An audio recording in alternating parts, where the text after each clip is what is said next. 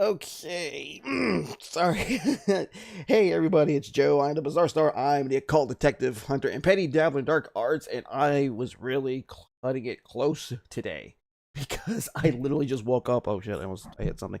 I woke up like 10 minutes before I started stream.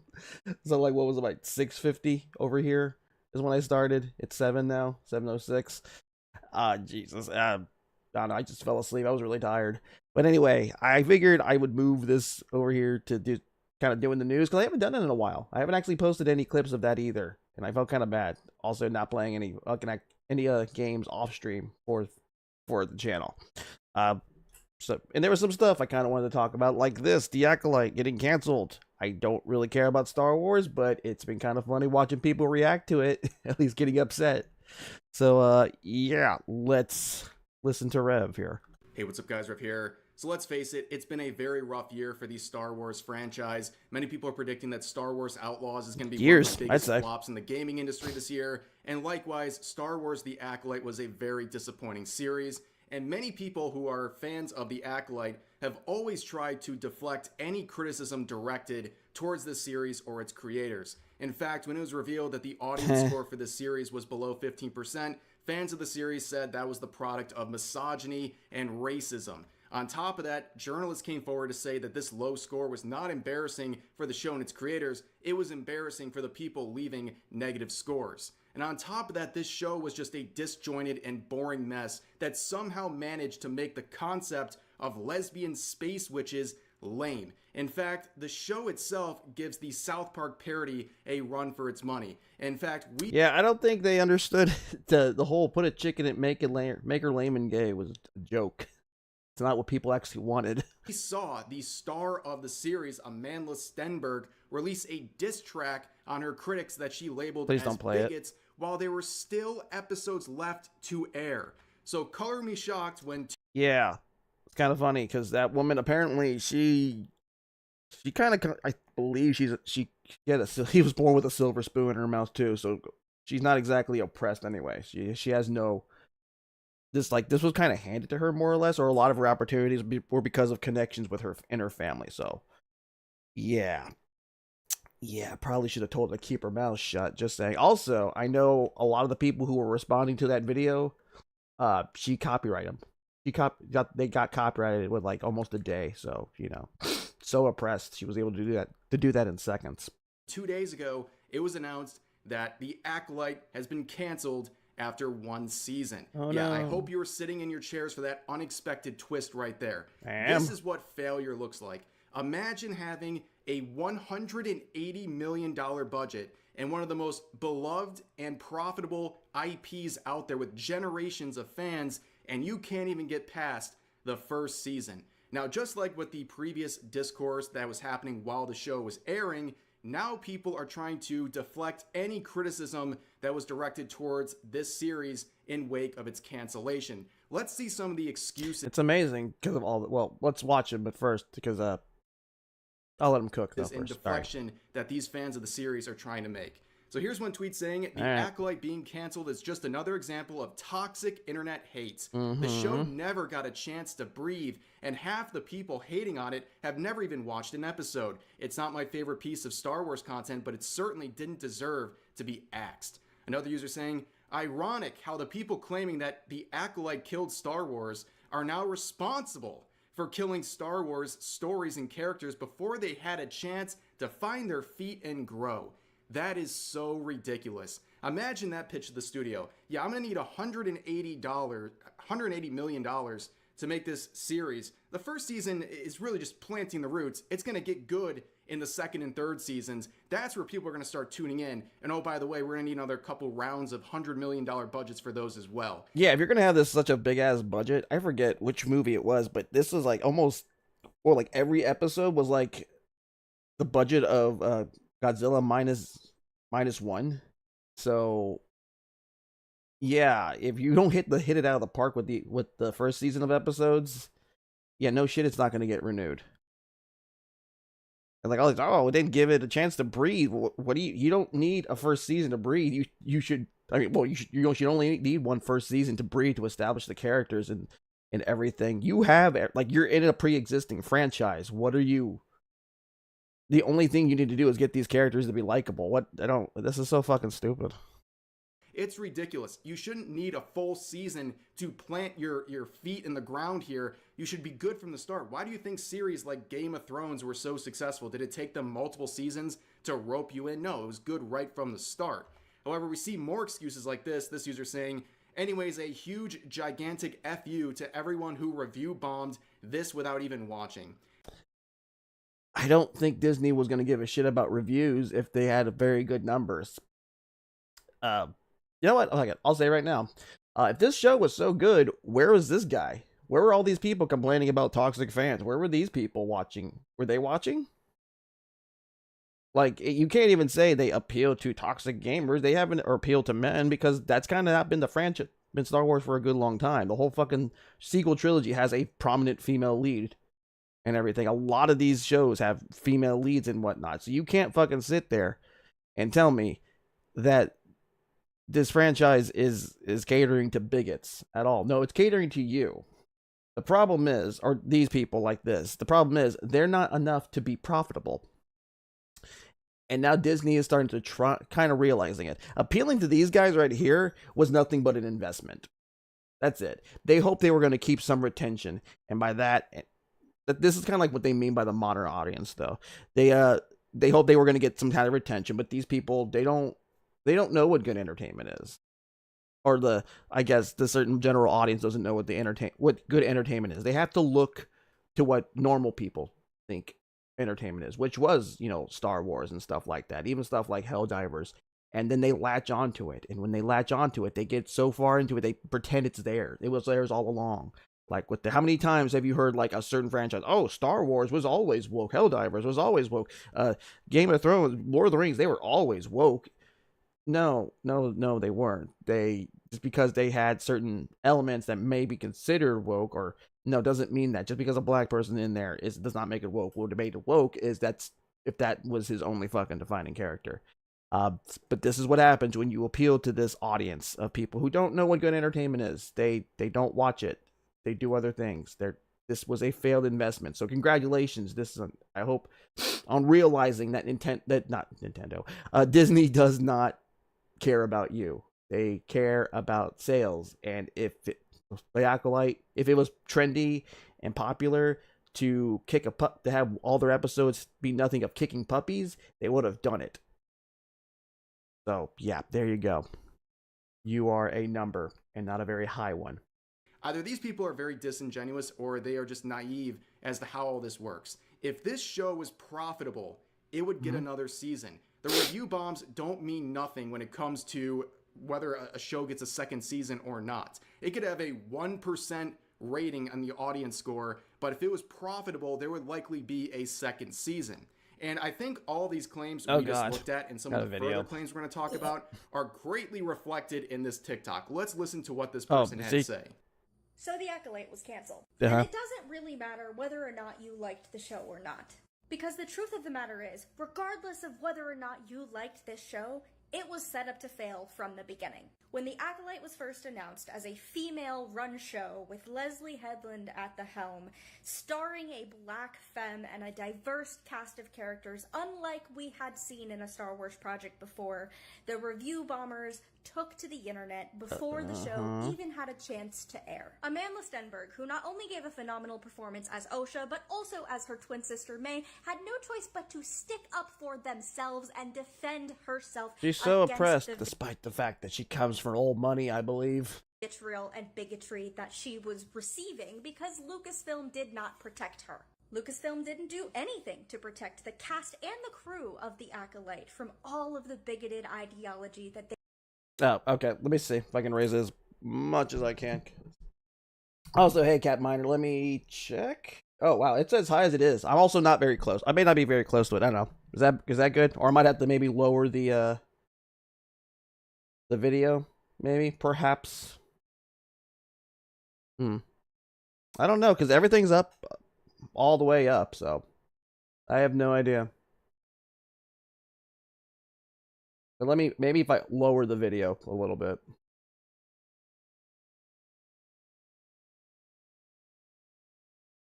I think your mic audio sound Good so far. Okay, well, let's try that. Maybe I'll just stay a little closer. I didn't want to get too close because I have my headphones on and I don't want to hit the mic. But anyway, let's try this. Let's go back.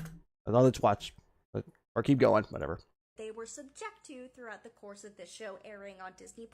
I understand that The Acolyte did not do as well as, say, The Mandalorian, but the viewership was not bad, and it was actually the second most streamed Disney Plus project this year. But the precedent this is setting to cancel this show just a month after its finale aired without even allowing the show to breathe or get a second season where... You only need a first season to breathe. Again, this is part of an existing IP. The only thing you should really be doing is trying to get your characters to be likable and establish everything else. This is not an excuse. Also, there's clearly no. The kinks that it did have is there's clearly there's not an audience for this. At least not a big enough audience. Very scary and very concerning. Because what Lucasfilm is doing with this decision is allowing the bigots to win, allowing the bigots to run with this and decide, even if that's not the original intention of canceling the show, that they have won, that they are correct, that Star Wars needs to be white and male, and it can't be anything else. Okay, so let's address the many different claims she made during that TikTok, beginning with the claim that The Acolyte got very good viewership. That is clearly not true if they're not getting a second season. Okay, if it was a profitable, very heavily watched series, they would likely be getting a second season. And on top of that, they already had a very steep hill to climb with a $180 million budget, which clearly they weren't able to achieve the viewership they were looking for. And on top of that, there's a lot of deflection of responsibility here, basically saying people didn't want to tune in because of a strong female lead, which is ridiculous because if you look at Star Wars itself, Rogue One had that, and it succeeded very well and had a very good audience score. Despite not being, it's probably the better of the Disney Star Wars movies, but that's not saying much either. Like, if anything probably would have done better with an actual series, it probably would have been Rogue One. I felt like they stuffed a lot of things in there to try to really make them seem close, and it's like, it doesn't, you just really need to go a little longer, or at least be a show. Almost 5 or 6 times higher than The Acolyte, so that's a ridiculous claim. And on top of that, if you look at the industry right now, House of the Dragon is doing great. If what she was saying about The Acolyte was true, then House of the Dragon would not be succeeding the way that it is now. And you see other people raising the power of many. This is something people that have been raising all throughout the premiere of The Acolyte and in its aftermath when it was canceled. You see this person saying the finale of The Acolyte was tailor-made to set up a season 2, and the fans truly deserve to see where it could have gone. Ignore the people who don't want it. We want it. Who's with me? Well, clearly not many people. Not many. The show got canceled because likely it didn't get any good viewership. And on top of that, remember, I don't know if people saw this when it was happening. There was a little trend going around called There Are More of Us, where many different content creators were saying, there are more of us. You know, the hatred and the criticism of this show. I remember this. Just from a loud minority. The majority of us are receiving this show very well, and we love it, and we want more of it. And now people are saying that in wake of its cancellation. And all these people, they refuse to acknowledge that maybe this show just wasn't very good. Maybe, for example... Yeah, but like I said, where were these people? Where were they? Where were they when this show was on? They didn't seem to watch it. Like, there are more of us? Okay, yeah, really show them. Like, again, they don't realize that Disney doesn't give a shit about them or their sensibilities. If this show was, not kicking dogs and cats, if that was trendy, if that was socially acceptable, if that was what was in vogue, they would have featured it. For example, people are critical of Amandla Stenberg in her main role because maybe she didn't do a very good job. Maybe she didn't have the range that was necessary for this role. And on top of that, her attitude towards fans is ridiculous. It was one of the reasons why people had such a spiteful attitude towards her. She dropped a diss track on Star Wars fans as the show was still airing. And I already know the preloaded response to what I just said. People say, no, Rev, that wasn't a diss track on Star Wars fans. That was a diss track on bigots attacking the show. Well, Amandla and all of these people defending the series, they label anyone who criticizes the show as a bigot. So I don't really think that is a fair label to give to this situation. I I know side scrollers made fun of this too, and it got almost immediately flagged. I know a lot of people got flagged because of this, like almost immediately, like really, really fast. Apparently, it was from her specifically or something. So I don't know. But she comes from she comes from a rich family, so she ain't exactly in a position to be telling anybody that she's oppressed. They're basically labeling anyone who criticized the show or didn't give it a chance a bigot because they believe somehow their motivation for all of that was because they're racist. And on top of that, that is the narrative they're trying to go with, saying, congrats, bigots, you won. How does it feel? There's always this narrative, even within the gaming industry right now, that people just want things to fail. No, they don't. People like seeing accountability. If a show or a product sucks, it gets canceled. That's a good result because we shouldn't be rewarding. Also, this makes me want to watch the show even more. Yeah, calling me a name. Thanks. That's how it always is, right? With what was it, Dustborn and stuff? Oh, that's failing too. Maybe call me a bigot. Maybe call me some stupid slurs or misogynist. Yeah, that really makes me wanna join you. Mediocrity in the entertainment industry. But on top of that, people want something good. Just because something is criticized doesn't mean it was doomed from the start, and also that everyone who's going after something is just some hateful bigot.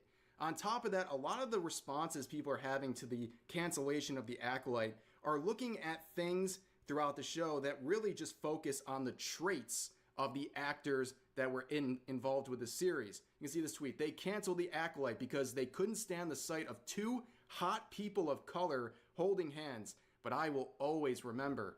Here's another one saying, shameful how many people hate in good shows led by women, then complain when nothing new or original is made anymore. I'll always love this show, and no one can take the joy and excitement this show brought to many of us. I think they just did when they canceled it. Suck it, incels.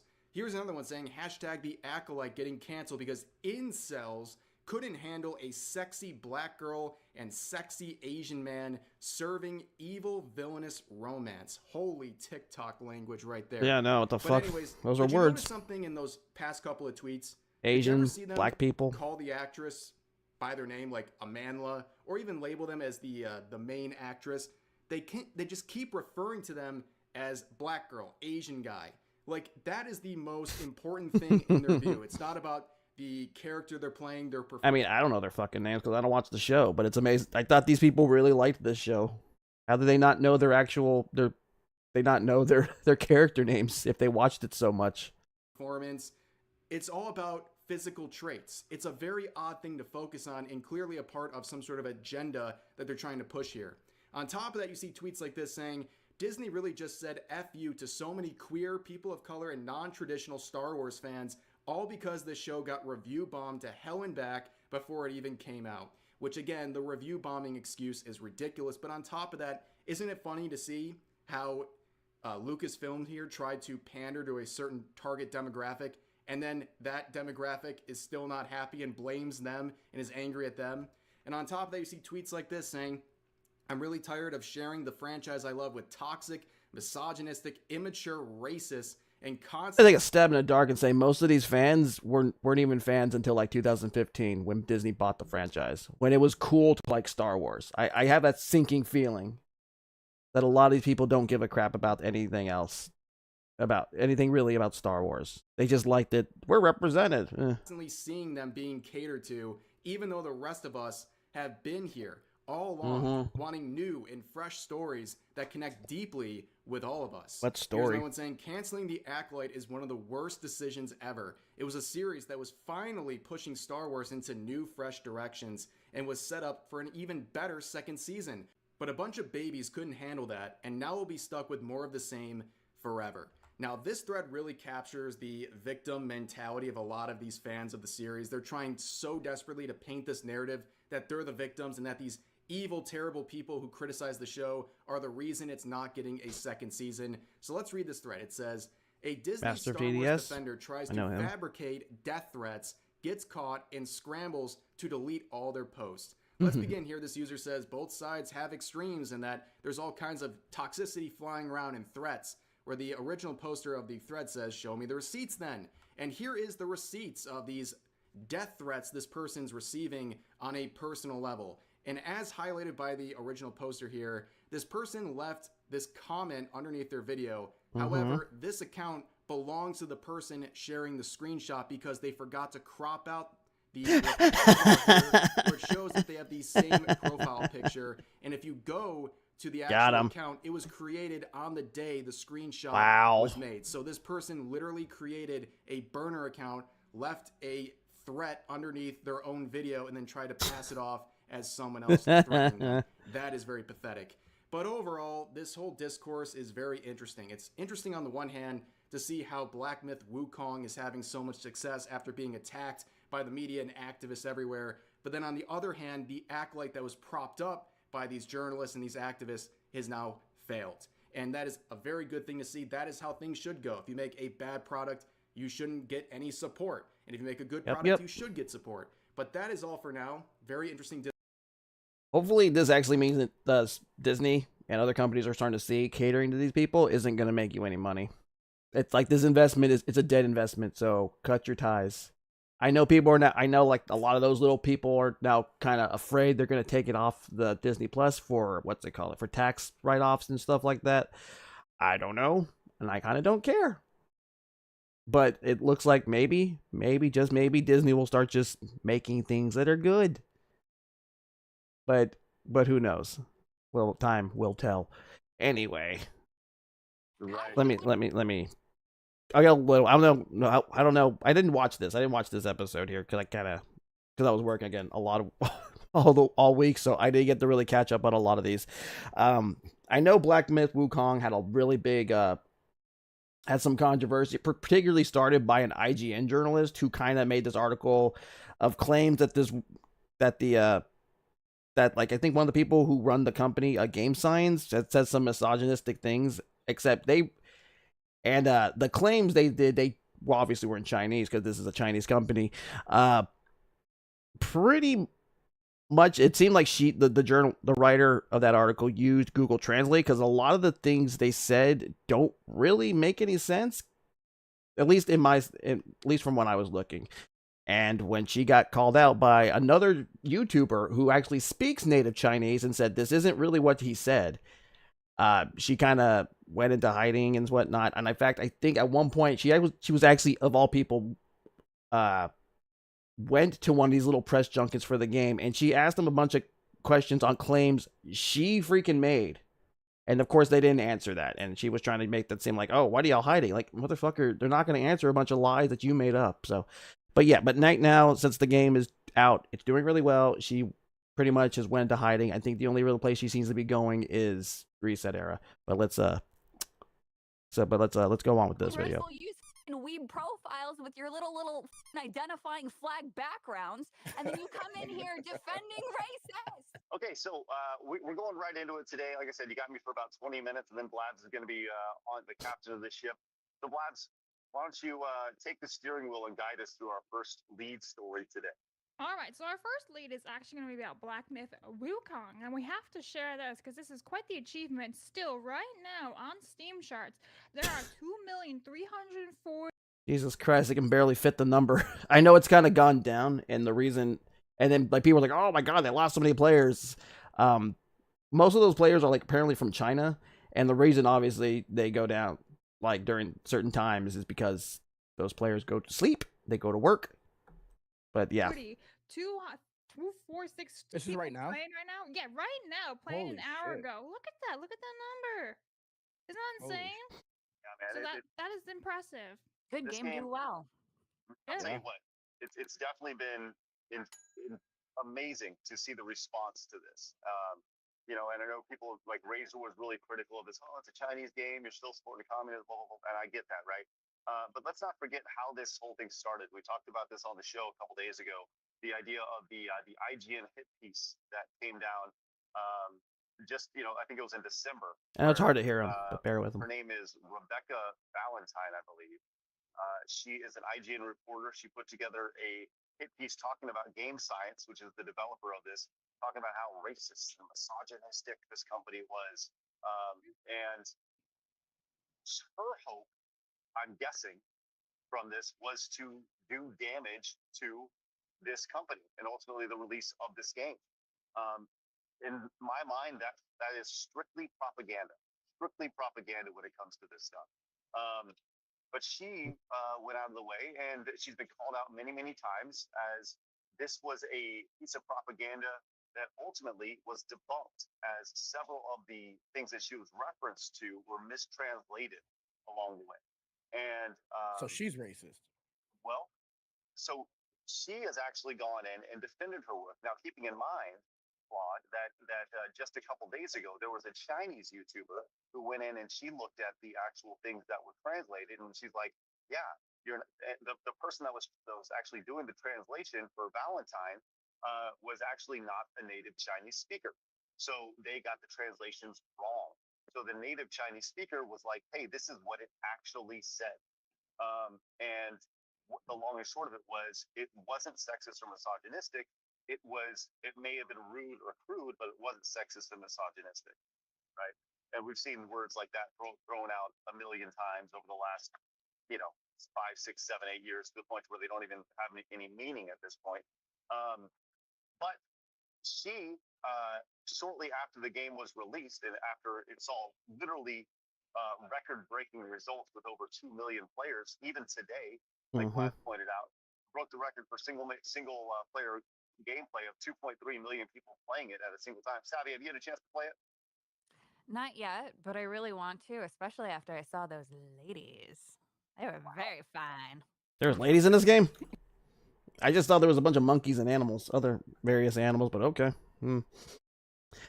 I guess we didn't hear much about this. Well, I heard about it like long before all this stuff, and I was like, oh, okay, it's a game. It's like, it looks like Monkey Souls or Breath of the Monkey. I don't fucking know, but I haven't even gotten it yet. Also, I'm kind of waiting until like maybe it fixes some of its optimization issues.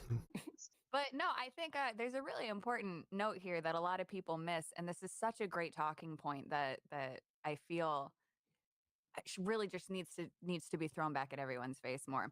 If IGN believed her reporting, if it was so important, why are they promoting the game right now? Why are there other staff playing the game? Why are they talking about the mythology that it comes from? Why are they continuing to talk about it in any form of a positive light whatsoever? That's a good question.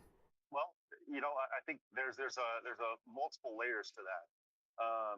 But I agree with that. Now they've gone back and forth with whether the game was going to be good or not. Ultimately, the review was pretty positive when it came to the game itself. But after the game came out, the reporter who put that piece of propaganda out she left Twitter. She moved on and. Yeah, left Twitter. She protected her account. She'll be back. Like all these people who leave Twitter, they'll delete it for like a few days. I think they like 30 days or so. After that, then they permanently delete your account, but you can come back before then. So, but she just protected it. I think. I have no idea because guess what? I'm also blocked by her. I never talked to this woman. I've never mentioned her. But I'm guessing it's a big old blockchain. So I'm cool, kid. I'm cool, everybody. She saw what many people call, people were disagreeing, or they were going in and providing feedback that she was wrong in her reporting, and she obviously saw that as harassment. Attacking. Right? Yep. So she became the well, it was me. very quick. So she left Twitter, but she didn't leave the internet because she has gone on to Reset Era, which has become like a hive mind for the super woke as well. Essentially, it's a NeoGAF before Neo. It's just another NeoGAF. And she has made a couple posts over there. But why don't you pull these up? So this is from Yellow Flash, who actually got the screenshot of this. And this is from Duck Valentine. That is what she goes by, this Rebecca Valentine chick. And she says, "Thank you so much." Oh, he's talking to somebody else. Okay, Keen Rune and I are extremely confident in our work. We checked and verified everything very, very diligently. I go so far as to say this is my proudest work as a journalist so far, even if I wish it wasn't necessary. But I won't pretend that getting dozens of emails and tags on social daily accusing me of mistranslating or whatever doesn't occasionally worm its way into my brain. I feel like I'm being gaslit every time I log on. Well, I'm probably gonna believe the woman who actually speaks native native Chinese over you. I'm just saying.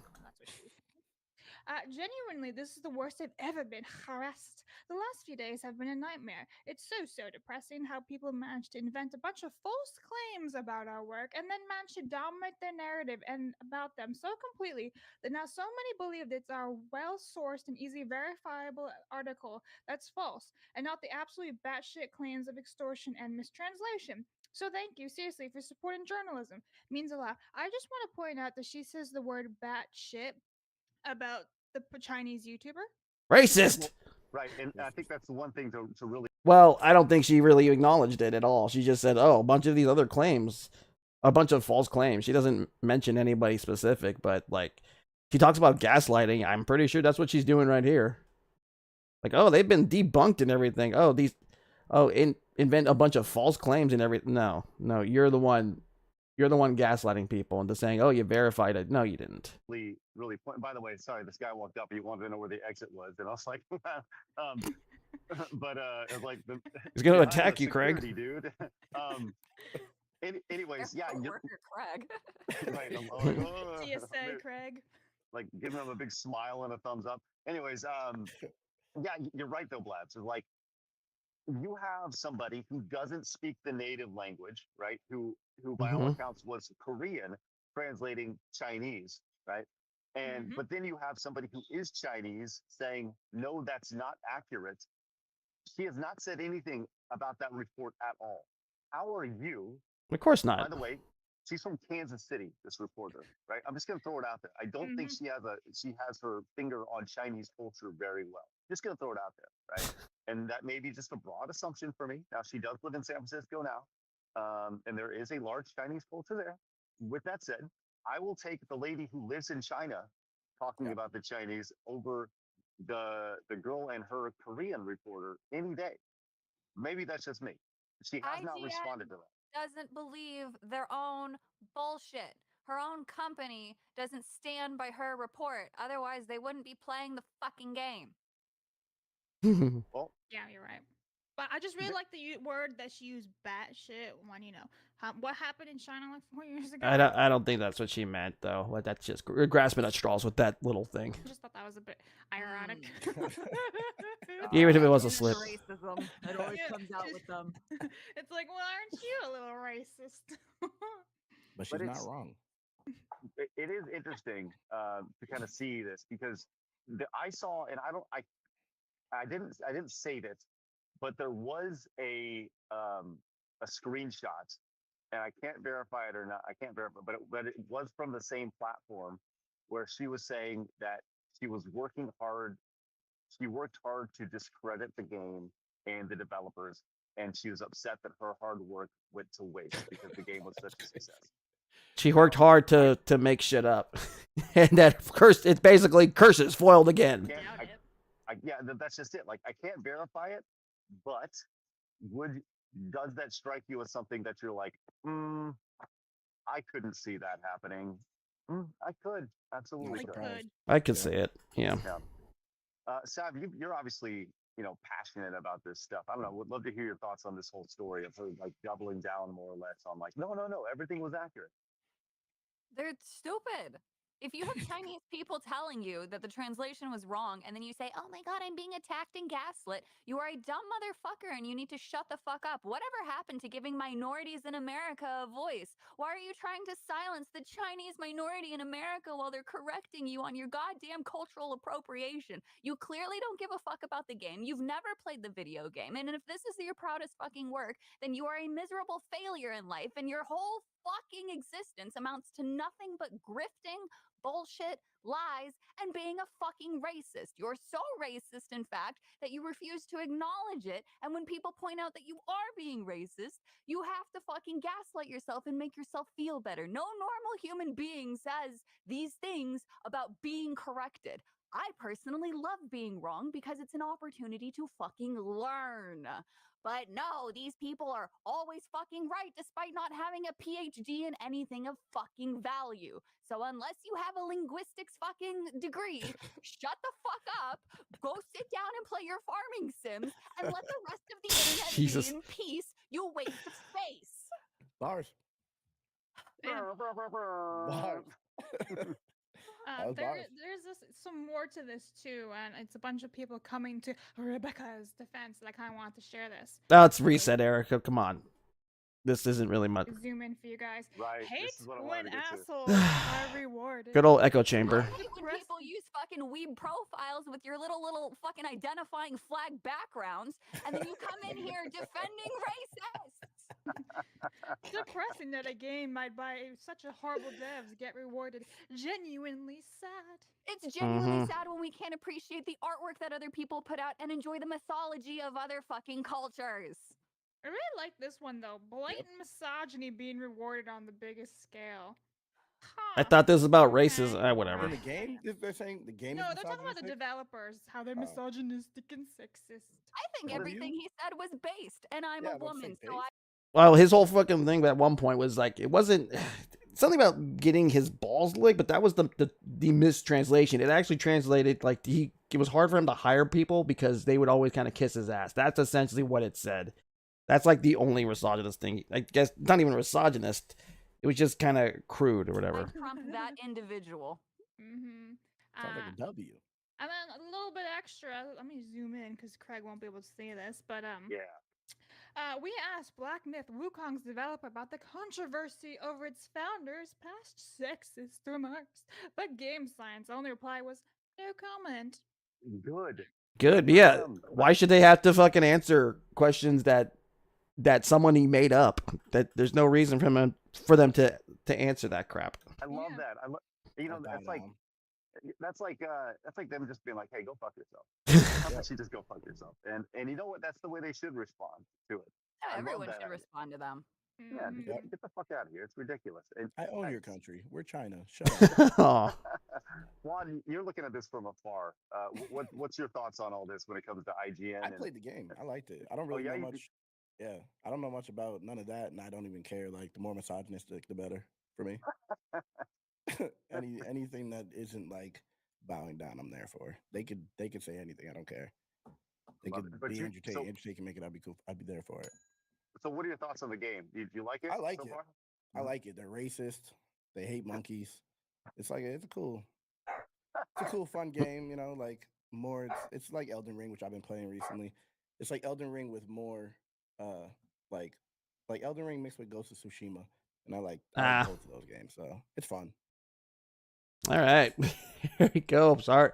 Yeah, it's still doing very well. I don't know what the numbers are now, but I can't imagine it doing any worse. Anyway, let's go to this whole thing about this VTuber who was making some racist comments on Dead by Daylight.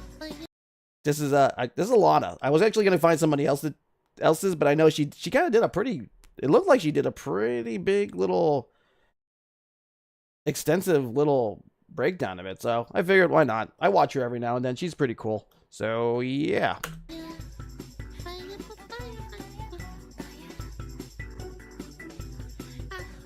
Come on, there you go. All right, what's going on over here? What does it say? I saw this morning, man. It was crazy. It just kind of flicked over my Twitter screen on my phone, and I was like, damn, man, what's going on? I got banned on Twitch for 7 days for things I did not do. That's a fucking lie. A small DBD creator got very hostile towards me and my friends who played against him, and he nitpicked lines and made it all that I said. I'm with my family right now, so I will appeal and get more into this later. As soon as the game was over, me and my friends moved on, but this person kept talking about me and making up things I don't understand why I'm being punished. Holy smokes, where's the punctuation, man? To be fair, it's Twitter. Who cares? I don't understand why I am being punished for something where I'm not in the wrong. This feels very wrong and unfair. I will be appealing with my POV tomorrow. Person who claims I said quoted below are not right.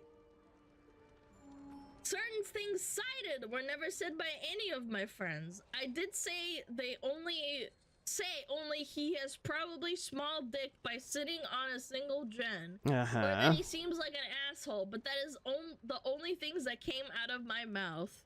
We'll see about that, sweetie pie. This is the quotes. Let's ban this little garbage. I am assuming this is a mistake.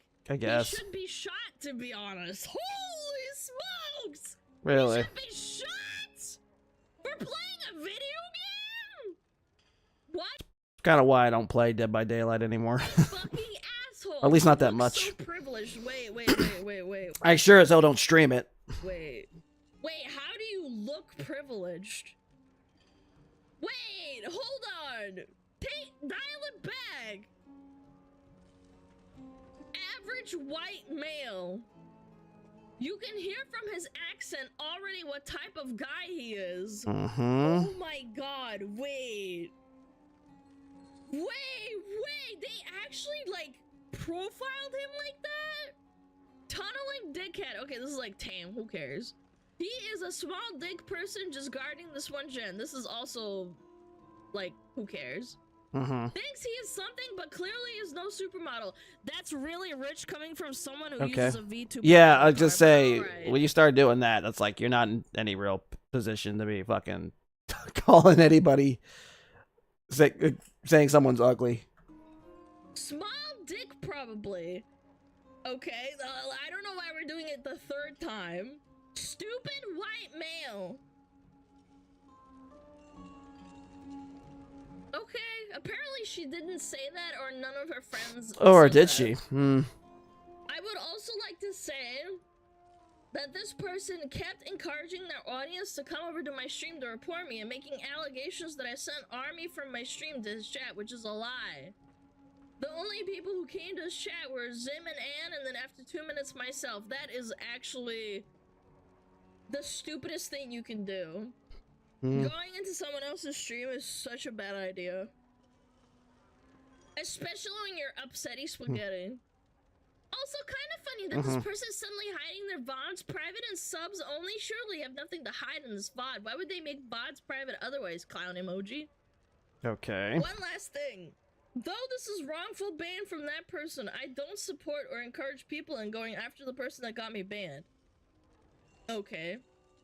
Yeah, it's upsetting, but I don't want you guys hunting them down or wish them death threat. This will get resolved if not, we meet again in 7 days.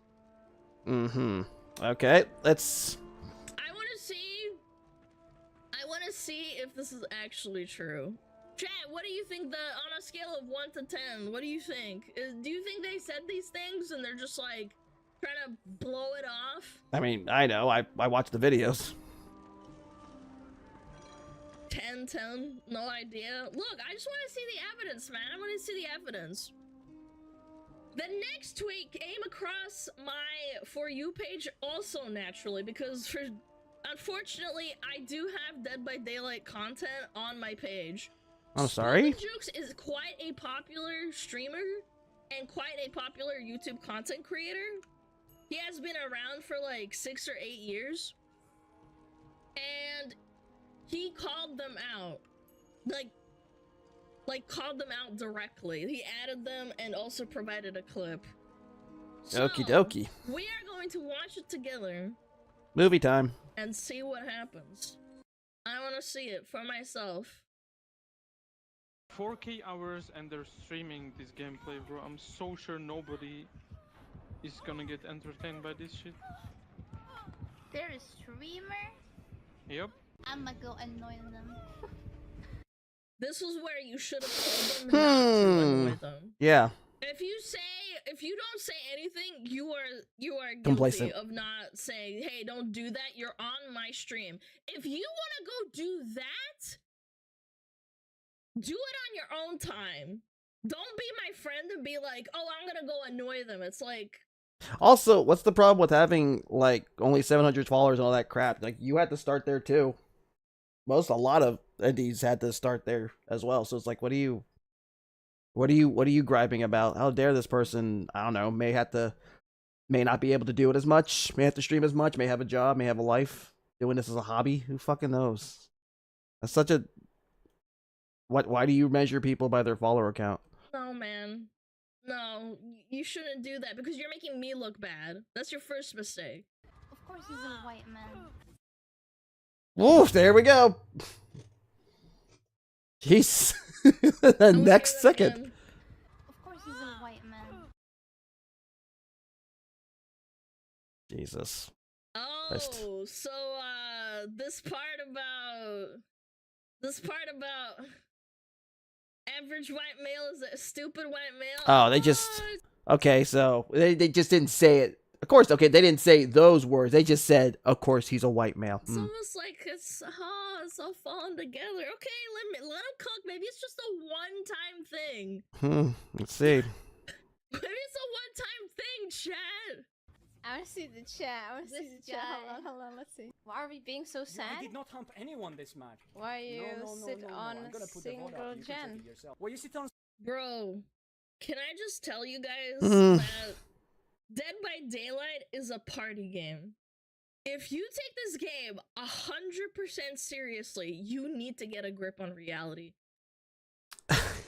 I have seen so many fucking assholes on this fucking game. I've seen some on YouTube that fucking go all out to just get mods just so they can go faster, and then they get in trouble, and then they get pissed off. They're like, "Oh, I didn't do anything, blah, blah, blah." Yes, I think you need to get a grip if you take this game seriously. Although, I gotta be honest, it's because of those people who take this shit so fucking seriously, I kind of get hesitant to ever play this game. Because even if I play a survivor mostly, and like, when I'm trying, like toward the end of the game, when I'm trying to, use the, I guess the switch to open the gate, and then I have like two of these survivors fucking block me so I can't move. Because I don't fucking know, because they have nothing better to do with their life. Because, I'm just trying to play the game, but whatever. Stay classy, DBD community. Alright, I want to hear what else they said. Single gen. There were 3 fucking gens left on the map. 1 gen was 99. Your amount of viewers and streaming and you behaving like this, man. I did not hump a. Oh my god, man. I don't want to hear this guy yapping, man. Single person. Can you link the clip where I humped? Link it. I'm gonna close their tab. Oh my god, I can't listen to this. I bet you one of these girls is gonna be so upset. I can't listen to this. I feel so bad for this guy, man. Clip my humping? No, so chat, humping is literally just you hovering over the body. It doesn't matter. It's like teabagging in Halo. No one cares. If you get humped, sorry, skill issue. I feel bad for him. I can't listen to this. I feel so bad for him because they're bullying and ganging up on him. It's low-key hot. Some people thinks it's hot, man. I guess, sure, whatever, weirdo. Insults his viewer count? Yeah, I feel so bad for him. I have an anecdotal story that I'll tell after as well. I had a very similar experience when I had like 5 viewers when I was streaming DVD. So I feel very personal about this, honestly. Like a little bitch and does not want to admit anything they're doing. That's small dick behavior. It's okay, it happens. That's why you only have 18 viewers. Okay. Real fucking. Bitch, how many do you have, and why does it matter? Also, how many have you had when you first started? Holy shit, I fucking hate when they bring up your fucking views. Who the fuck cares? Some of those don't take this seriously. Again, some people use it as a fucking hobby. Some people just don't have a lot of time to stream 24/7. They haven't put their whole fucking effort into streaming because they don't have that. They don't have the time. I don't know. That's just me. I don't play a lot of. I streamed a few DBD. Like I said, that one time when the people were blocking me, like playing as the killer, and of course they use the you get a bully squad with a bunch of flashlights and shit, and they just try to hover over you. It's like, it's fucking annoying. He's just streaming the game for fun, man. Why are you such a dick? Yeah, true. It's 2 partners. Yeah, true. Oh my god. Streamers in a single chat is too much for him to handle, unfortunately. You open it. Why are you going into someone else's chat? You just look like a dumb bitch that cares way too much about the video game that you're streaming, by the way. Yeah. The first thing you say is like, "Oh, of course it's a white guy." I'm like, Dumbo fucking looking white man. oh boy. Holy shit. Wait, is this a different game? Is this a different game? Wait, is she gonna go back?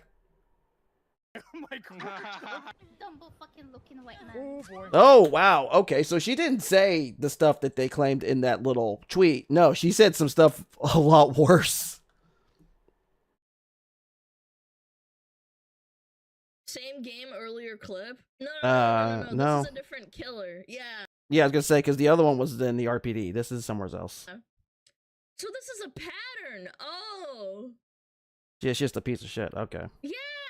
So chat, if the shoe was on the other foot, there is a character called the Doctor, and he is black. What do you think? What do you think the community would have to say if someone said the opposite for a character? That because the joke is like, haha, it looks like a white balding man right here. Who's that supposed to be, though? A white stinky man, right? White male. I don't think they're talking about the character. They're talking about the person playing it. Male, stinky, bad. You get insta-canceled. Fucking looking white man. Oh boy. Like, it wasn't racist. I just... You know, he looks very privileged, and he uses the way he talks. Holy shit. Tells a lot about how much privilege he has. Jesus Christ. Yeah, there we go. The most common demographic of players In this game.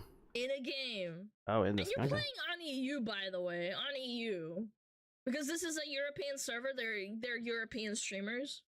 Mm. Yeah. Oh, it's crazy. Pre-pubescent white boy. What the hell? What is their Okay. obsession with like white? Also, how would they know if they're white? It doesn't... It's actually kind of worse that they don't know if this person's black or white at all. In fact, they just flat out hate white people. Jesus Christ. Like, It's okay to like white people. I only said you well played as well, but I guess I deserve them coming to my chat to harass me because I ended up getting 3 kills and deserve to be called prepubis and white boy among other slurs. No, you don't deserve that. I think it's being Just get sarcastic. so mad, man. I said that his penis is very small. Mm-hmm. This happens a lot. This happens a lot, man. What is with people and racism? Well, I think because now they think it's funnier, preferably toward white people. It's like, oh, because like there are a lot of people out there who will say, oh, you can't be racist against white people. Yes, you can. Racism is basically a intolerance towards somebody's ethnicity, and being white is very much an ethnicity, despite how many people like to claim otherwise. People are just assholes. They think it's funny. They want to demean people. That's it. There's a lot more. I mean, I gotta wonder if it's not so much even more of like say how the Klan just hated minorities and whatnot. It's just these people just like to be assholes. But it's still a racism thing to say. It's still fucking racist to say this shit, especially over a fucking video game. You think this is the end of their Vtuber career? Nah, people won't remember this. I wonder. I don't know, man. It is so weird, man. Because I never heard about this woman until she fucking made this. All this stuff came to light. The ban was deserved. Oh, you want to know the best part? Hmm. You want to know the best part? They reversed the decision within 2 days, so they didn't get the full week ban. Jesus. That's the whole drama. I believe there's more. There's a lot more. Humping is the replies. Oh yeah. You're right. Here's the humping, by the way. Chat. I mean, honestly, who gives a fuck, man? I just have to preface. Who gives a frick about this, by the way?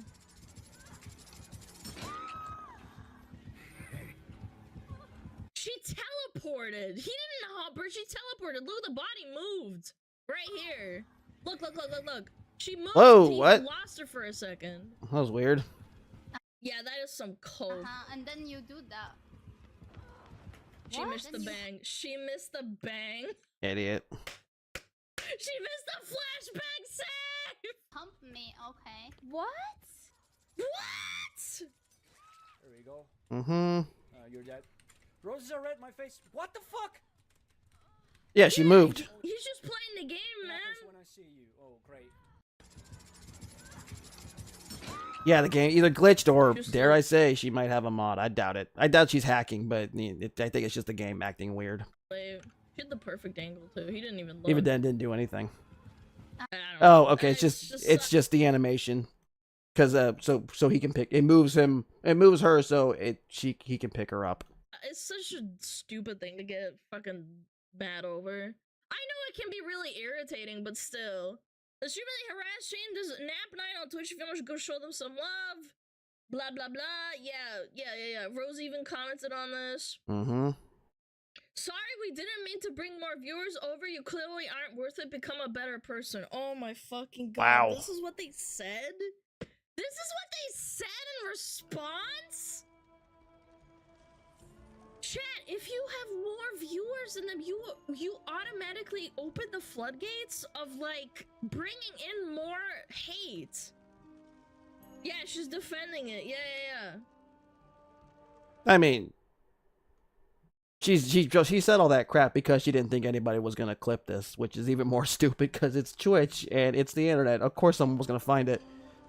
She probably thought she can get away with it. Even more after they got exposed by Spook and Jukes. All right. Cool guy, by the way. He's cool. Like, he covers a lot of DBD trauma. If you're interested in that, like, go follow him. I think I've seen some of his videos too. He's been dealing with this shit a lot, so he knows how to expose people. Just less CCBs than It's a shame behavior doesn't do anything about this. that guy now. Funnily enough, yesterday the guy had like over 300 concurrent viewers, and people were like cheering him on and saying like, "Your gameplay is good." I honestly feel like people take their internet personas for granted. Absolutely, I think a lot of these people think they're untouchable, and they can say whatever the hell they want. They fly way too fucking close to the sun.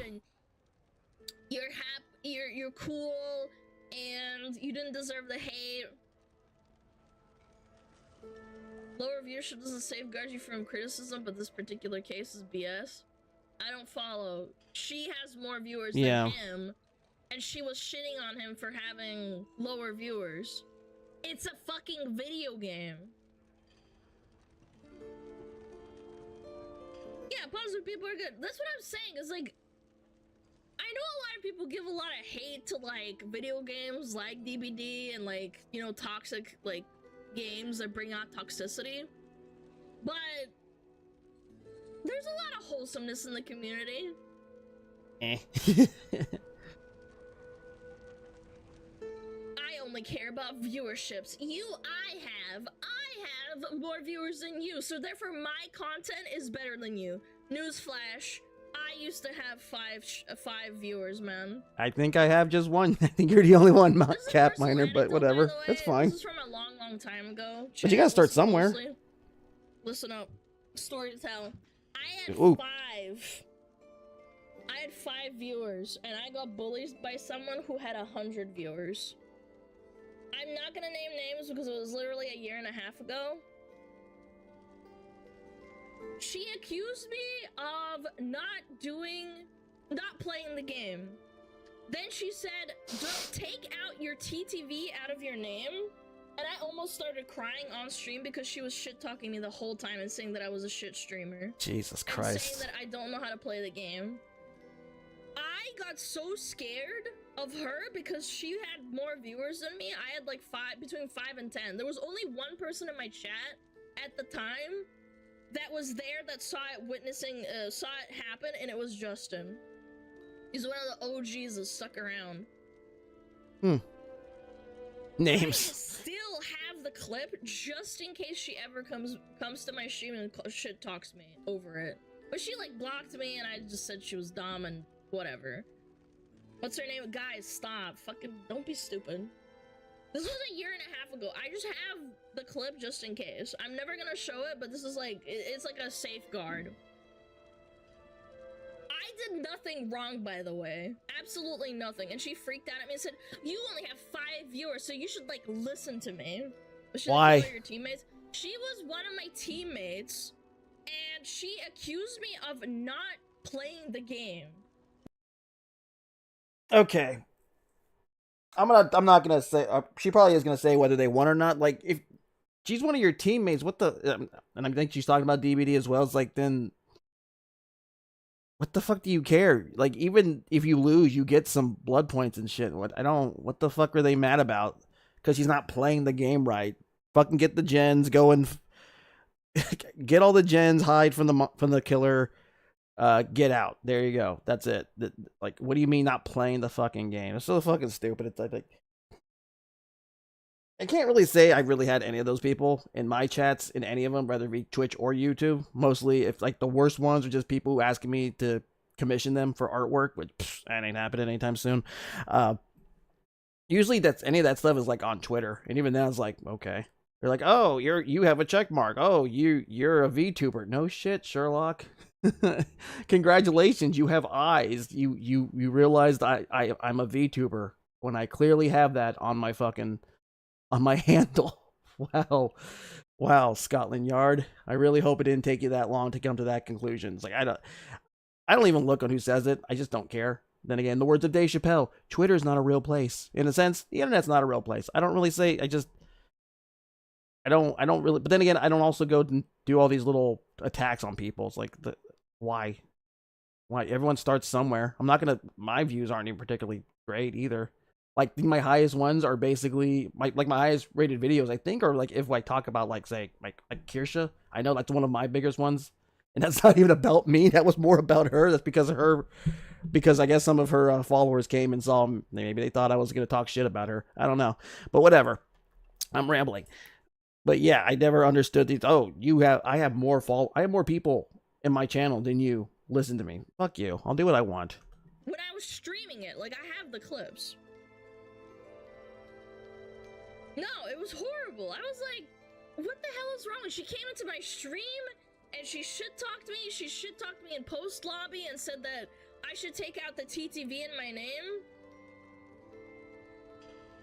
Is she still streaming now? I have no idea. I haven't thought about her until basically just now. Like, who cares? When this happened. I would say. That's why I feel so bad for the guy that's like playing the game, and then these girls are just shit talking and being all like, "Oh my god, you have no right to talk about this because you have 18 viewers and I have like, I don't even know, 60 viewers." It doesn't matter. Big number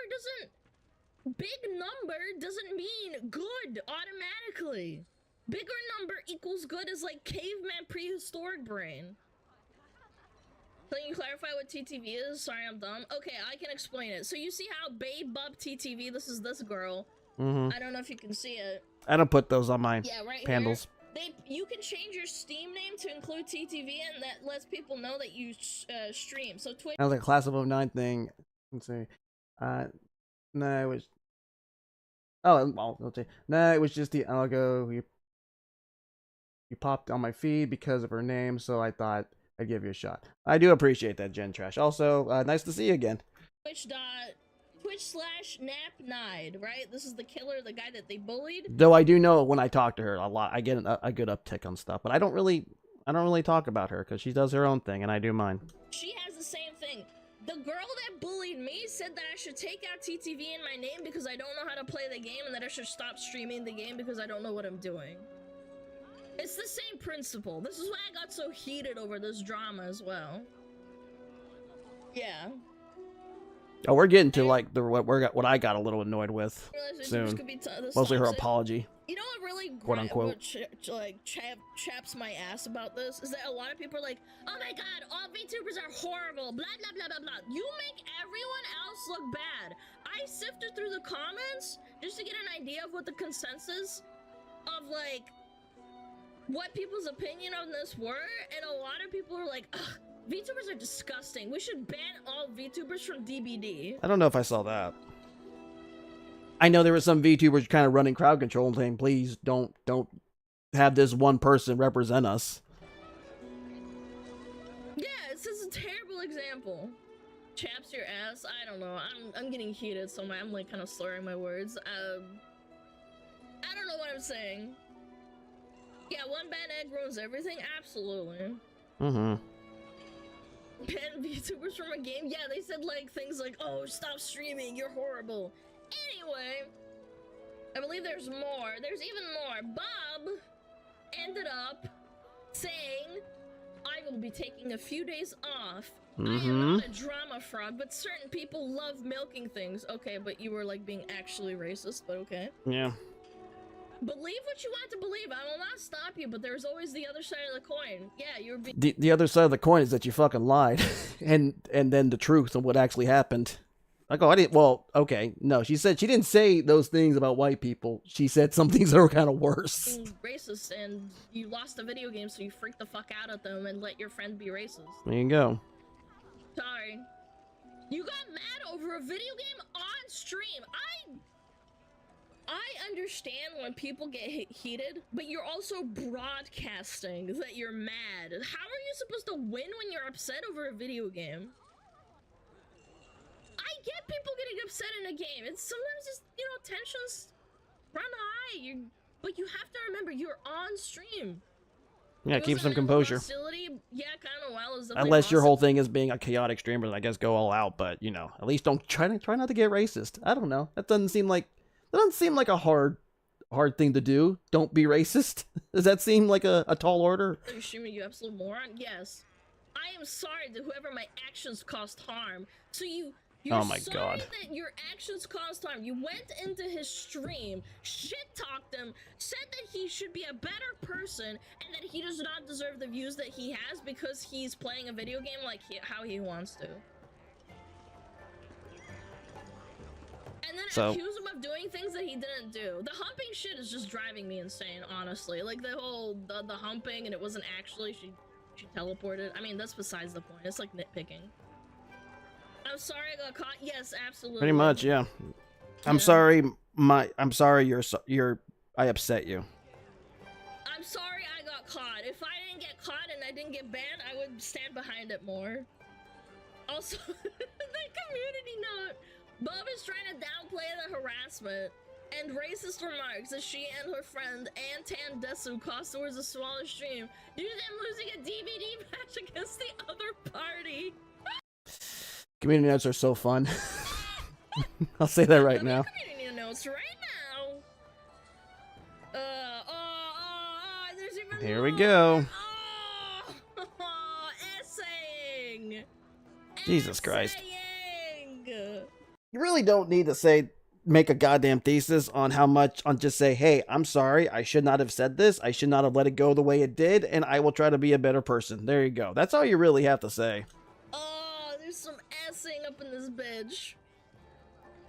I want to tag everyone. You may have seen the tweet targeted at my side. It is clear a certain person we won't name is holding strong personal grudge against me. Bitch, you went into his stream! Yeah. You called him a white boy with a small dick! A personal grudge. Yeah, you kind of made it personal. What the fuck? What do you mean? He didn't come into your stream. You invited them. Your stupid friend run her mouth on your stream, and then you didn't tell her to shut the hell up. Can we fact check that? I just did. You know, it's like, yeah, it's literally in that fucking video. Holding a grudge against me. Oh, I have more people in my stream, and I called them a small white-dicked boy. Gee, I wonder what's gonna happen. I am not saying I'm innocent in the whole matter. Certain things were said mainly by my friends that I could have and should have stopped them, okay? Certain people in this world are more sensitive to some stuff being said, even though they are harmless, but that is how things are, okay? Okay. Switch the roles, and if you replace the word white with any other race, it'd be massively you would racist. Get insta-banned, and no one would care. They'd be like, yeah, you deserved it 100%, and you can't defend yourself either. Sorry. You swap it around, and it's weird, okay? Like, you can't have this, like, double standard. Swap it around. Yeah, he's gone within seconds. To be completely honest, I am not good with these situations. It is not good for anyone's mental. Stop playing Dead by Daylight and streaming it. It won't affect your mental. Wow, newsflash, crazy. I will not be interacting with the said post because it's pretty much what those people want. I've said my side of the story, and out of respect of the other party, I did not ever include any clips to stand their reputation. Because you don't have any clips! Yeah, I don't. What the fuck is this person saying? Where's IC? I need to play some DBD and tell killers they have a small PP. Guys, you can call someone and say they have a small PP, but when you start bringing race into it, that's when I think it gets weird. And a couple of girlfriends. That's where I personally, like, this is my personal I had a couple of girlfriends with that kind of moon logic. They were unwell. Yeah. Oh, absolutely. That's my opinion. This person, you know what? We're gonna read over this a little bit. So, completely honest with the good. I'm not good with these situations. I'm not good with any. It is not good for anyone's mental. I will not be interacting with said person because of that. Because that is pretty much what those people want.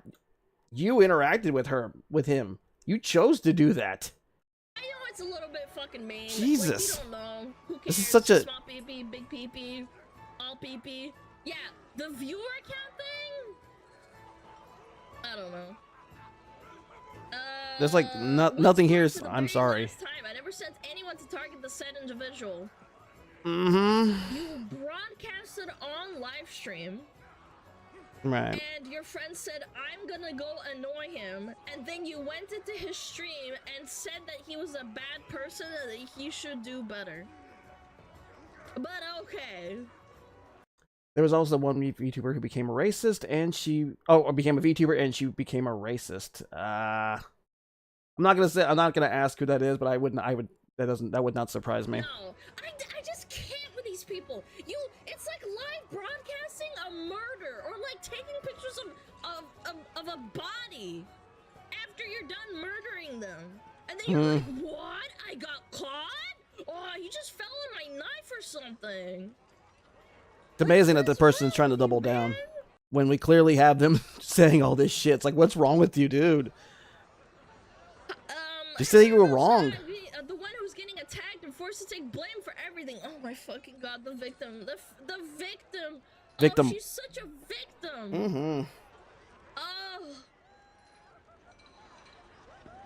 Until I am completely stomped to the ground. This is a classic, like, metaphor so that you feel bad for her. Like, what is it called? Hyperbole? This person wants me gone for the horrible shit I just said. I'm the victim. To report some of my subunits to get them taken down.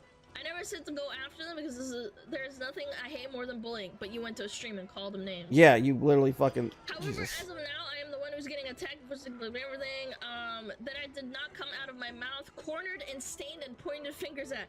I love it when victims or like people who think they're the victims start using like colorful language to describe themselves, like getting physically. She can't be the bad guy. She would burn the world before admit. Oh yeah, absolutely. These types of people, they would let the world burn to the ground before they admitted something was wrong. It's literally before they admit they did anything wrong. It is that literal meme of that dog in that house that's on fire and going, "This is fine." Beaten, even though they're in the wrong. That's how you know. That's how you know they're not being genuine. Because they're using like metaphors. My content does not resonate around drama, and if you watch me or even tuned in, you're well aware of what kind of person I am. Okay, but you. Well, from that content, it seems like you're kind of horrible. You don't like white people.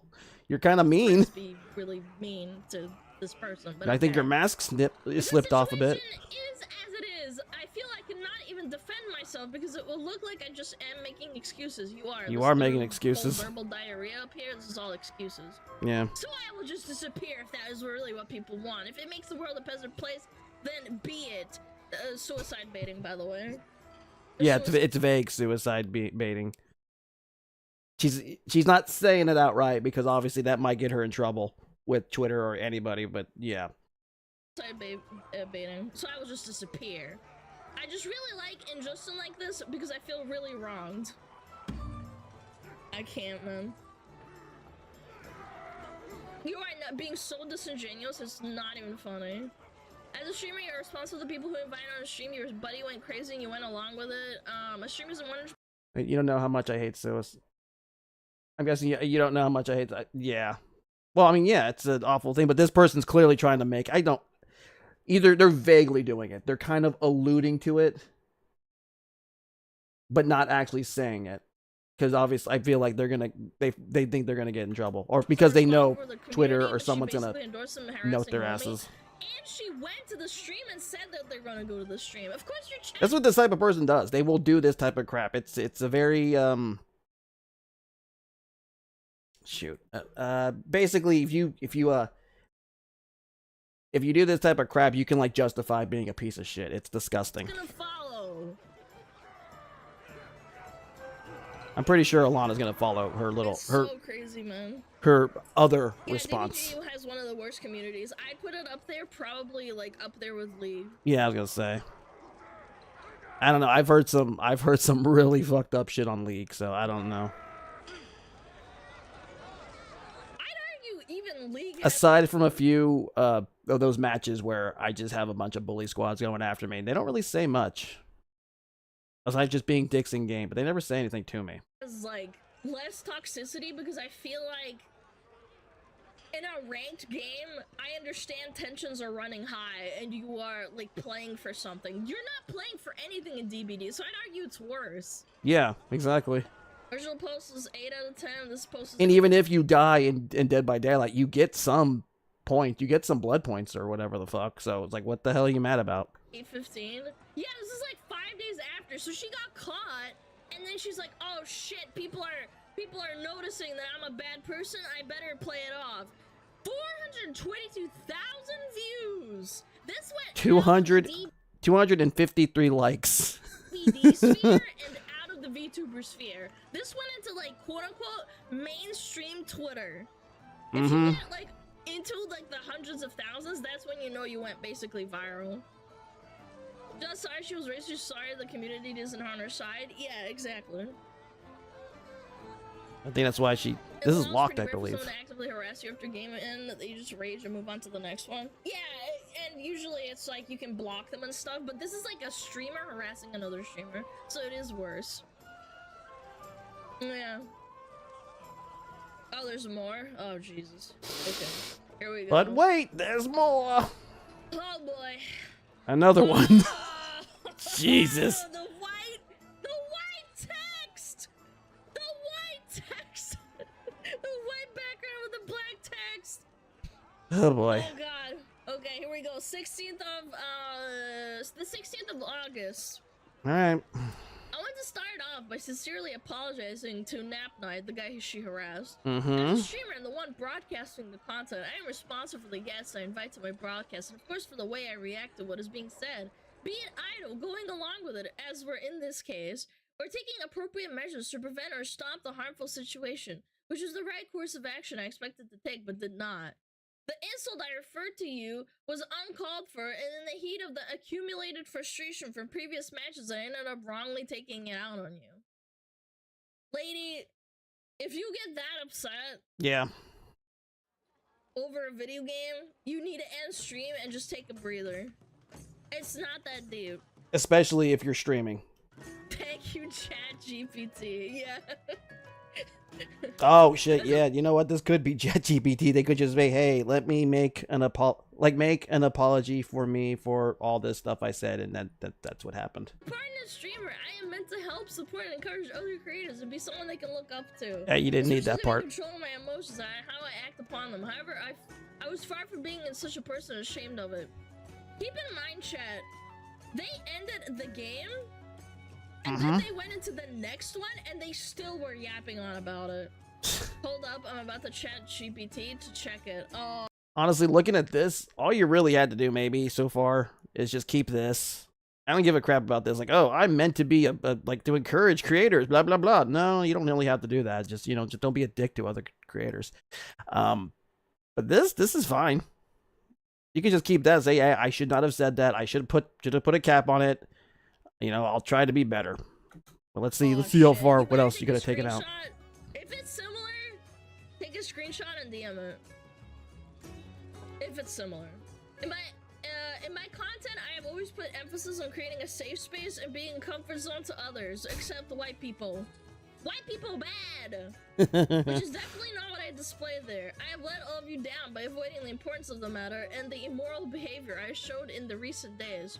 Every time I find a new game to stream, I get very passionate about it. DBD is a hidden gem I discovered a few months back. It is a what? DBD is not a hidden gem. That game has been around for almost a decade, I think. It's been around pretty long. It's getting close to a decade at least. But it's like, I really wouldn't call it a hidden gem anymore. Maybe when it started off, but no. No, what the fuck are you... Ugh. The game I'm very fond of playing. I like to get better at it. Okay. The way I react to the situation with the lack of sportsmanship and wrongful conduct takes the joy away from the game to others. I mean... Imagine you're playing a game of chess and you lose and then you start freaking out and saying racist shit because you lost. That's the equivalent of what she just did. Except it was on live, like, television. That's even worse. Is that clear to me that the harsh statements that were said, harsh, I mean, what? Honestly, you could have taken these 3 paragraphs and put this in there too. Yeah, it's like, I would like to apologize to my community and my supporters. I am thankful for people who see the good in me. Well, maybe not that part. Just say, I want to apologize to my community and my supporters. There. Let's see what else you got here. I love it harsh. You mean racist? But okay. And sexist, by the way. The harsh statements that were said hurtful and not deserved towards him. In the past days, I've been going through comments and messages as well as the video, focusing on what happened with the other's point of view. What was done is wrong. I was wrong and feared that I have become someone that does not match the standards I believe should be upheld. I'm sorry to you, Napnide, and everyone I let down. She's just repeating the same thing over and over. She didn't need to put all this crap. I believe the best step for me to take right now is to reflect on my own actions and behavior. In return, once I see myself being who I once was before I lost my way. Bro, this actually sounds like ChatGPT, I'm not gonna lie. And once I am able to stand with the values that I believe in. Yeah, this is just repeating. You didn't really do all this crap. Honestly, this could have stayed in. This could have stayed in, at least this part. And my supporters, you know, maybe I will take a step back to go reevaluate myself. Blah, blah, blah. There you go. And that's it. This really does. I hate this formatting. It burns my eyes. I didn't need a whole freaking letter right here. Background with black text. Hold on. There was something else I freaking saw. Oh, here it is. Yeah. Personally, for up to me, I remove your partner as a streamer. View shaming is not okay. It shows you a bad light on yourself. You can improve. But there needs to be a consequence. Doesn't sound like the same person. I think it might have been GPD or GPT. I wouldn't be surprised that they just I need an apology letter for saying these things and whatnot. And maybe she futzed around with it just so it sounded, maybe they'd be a bit more relevant to the situation, but that's about it. And I don't know this. I can't imagine this person have a PR agent or whatever. I'm not gonna be up for cancellation, but removal of your partner is what you need. Maybe earn it back. I think that Twitch banning them for a week and then uplifting the ban after 2 days is like kind of insane in my opinion. I'm not gonna lie. The entire thing was deflection. Yeah, hon, thanks for apologizing for his hollow after you quite literally died on that hill and said you said nothing wrong for 5 days straight. Well, that's what I'm saying. They got unbanned and then they continued streaming and yapping about how they got bullied. Oh, they kept, okay, so I didn't know that. They kept streaming and they kept fucking saying that they were wronged. When there's clearly clips of her being a piece of shit. Great. Game, bully a small streamer, lie on his name, get banned uncontested, saying you did nothing wrong, get post made on you blowing your shit up, yeah. I can't believe Spook and Jukes made a post about this, is insane. Deflect blame to your friends and continue to lie on the small streamer so you have evidence against them. Yeah, she kept saying I have clips, but I'm not gonna show them. It's like, oh yeah, she was like, oh, I'm not gonna do that because I'm not gonna spread hate. Yeah, how big of you? Okay, where's the clips? Get blown up further. Now you say sorry. So were you lying then or lying now? And are you only saying sorry now because you were being rightfully called out for being a mean girl gaslighter? Either way, you deserve that ban. Your friend deserves a ban. You both deserve to lose your partner status, and I hope this experience humbles you, because if it doesn't, I know this will. Damn! This guy! Damn. Fucking clapped their cheeks! You know what this reminds me of? Who's that Niji guy that kept saying he hates white people? Oh, what is his name? Shit, I know what she's talking about. I don't. Yuki. Yeah. I keep saying Uki. Yeah, I don't really follow Niji Sanji that much. That guy was crazy. That's the vibe I'm getting. And look, this guy has 300 concurrent viewers. You know what? Good for him. Mm-hmm. Yeah, I know. After this, and they kind of mentioned him or whatever. Spooky Jukes or whatever mentioned him. His count went like to the thousands now. He was like at 700, I believe, in followers, and now it's like almost 1,500. Also Finland. That's cool. No idea what you said. Sorry, I got caught. I'll do it again. Nah, I don't think they'll do it again. They'll keep their mouth shut for sure. For sure. Yeah. Is there anything else? Here's the hump. You're not gonna talk about her friend, what her friend said? This is Quinn. We know Quinn. There's a big part of why I find streaming this game so stressful. If I lose, Serena. I follow her. If I win those fights, they complain about makeup rules that don't exist. There's no winning 100% of my negative interactions on Twitch or from DVD. This person has a really good point. Unfortunately, I kind of am glad I don't stream it anymore because there is a lot of pressure because the community has made up rules and it's super cringe. And if you lose, you're bad. But if you win, you're even worse. God forbid if you win as the killer. Oh, you were cheating. Oh, you were sweaty. How dare you make an effort to want to win?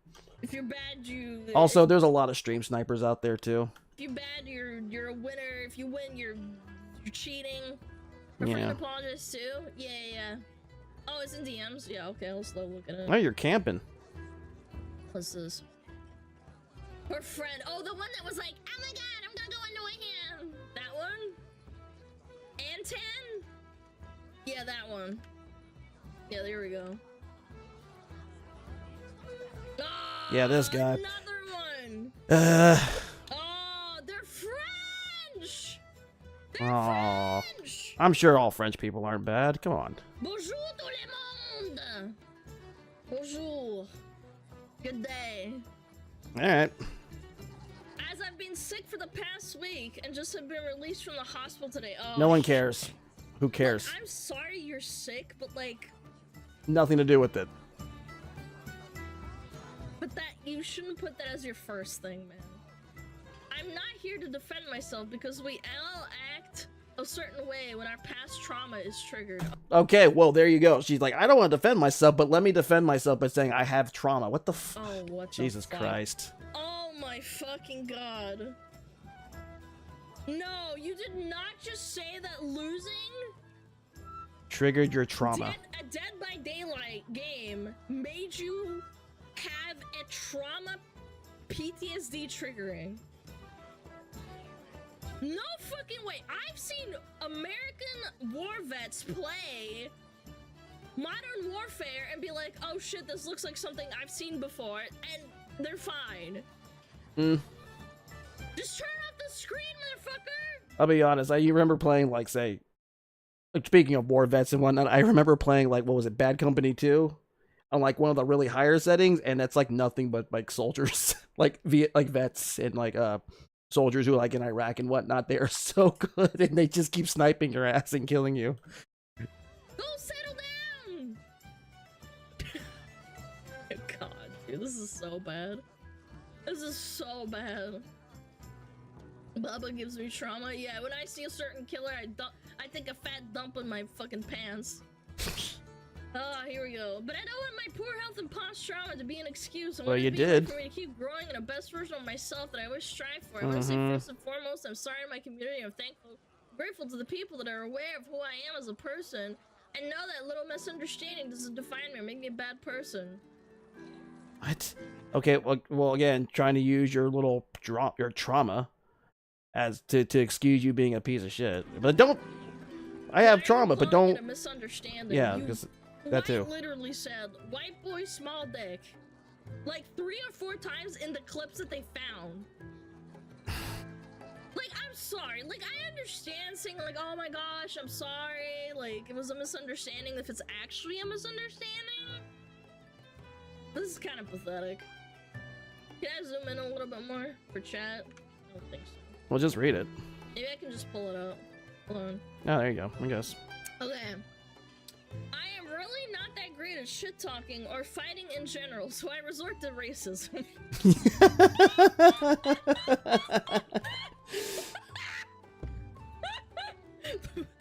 You can't call someone a diaper baby, so you call her so your face. Thing is, I don't even know if they lost or what. Oh my god. If they won, like, that's even worse. By nature, only if I had no choice but to defend myself. In the clips that were played, you were in the game, the guy wasn't even, like, talking to you directly. You're just playing the game, and you're just shit-talking him the whole time. Is this the killer can't talk to you when you're playing the game! The person you're, quote-unquote, fighting isn't talking to you yet! The game is very much outside of my comfort zone as a game. Being new to it, I was unaware of a lot. I come from a different culture. I grew. What? This has nothing to do with anything. You come from a different culture, so what? Your culture is say, hey, let's make racist remarks? Grew up speaking French and Arabic, and as an African, I have dealt with all sorts of races. Oh my god. It has nothing to do with anything here. Jesus Christ. I live in Texas. I don't fucking make racist remarks like or anything. Like, what the fuck?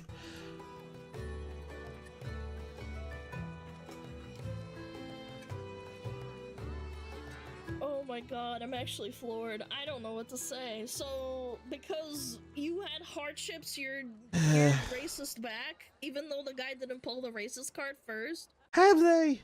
Sometimes some people, I feel like when they say they've had hardships or they've faced racism, and it's like, it usually, in reality, it just goes toward the, and not to say that people don't face some type of racism, but sometimes I feel like a lot of people blow it out of proportion. Like maybe just someone just gave you a look.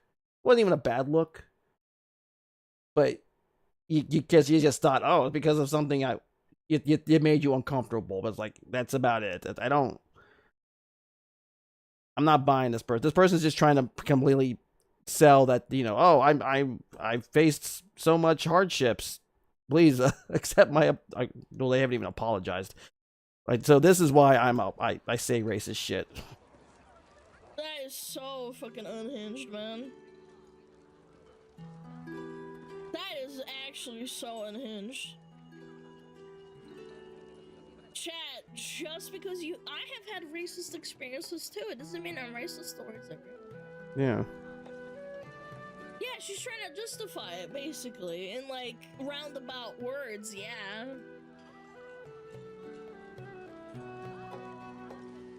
Yeah. Guys, it's so hard, man. It's so hard not being racist, according to them. The shame and the anger I felt finding out I was using a derogatory slur was beyond me. Oh my god. Oh, you didn't know calling somebody calling someone a white person. Oh, in the context that you did wasn't bad. Okay. Oh, I love that. I love that. I actually love. I didn't realize I was being sexist and racist. Oh Lord. Okay. I am truly sorry. As for the whole entire time, I never thought it meant more than what it is a description or a person with lighter skins and tones. I am so very sorry for this.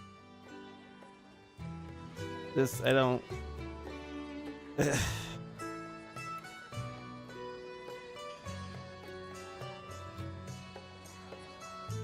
Yeah, I don't... What the fuck? I don't... I'm flabbergasted. This hurts my head. It hurts my goddamn head. Roll back the clip. 1 second. I'll find the clip. Moon logic, yeah. Where is it? It's right here, isn't it? I see the chat. Yep. I'm gonna go annoy them. Is that the girl? Of course he's a white man. Annoy them. Of course he's a white man. Okay, so this is the person who went into his chat. You thought that was a good idea? Like, you can't even talk to this. That's what. So you went into their chat to specifically talk to them and antagonize them? What the fuck? One more time. Of course he's a white man. Yeah. Yeah, for sure. 100%. He didn't realize that using it in that context was bad. Wow. Okay. Wow. Okay. Yeah. Freaking white man! I hate those guys! Look, if you replace the word with another race, and it sounds racist, it probably is racist, okay? It is racist. It's massively racist. I really do? Well, then why do you play with them?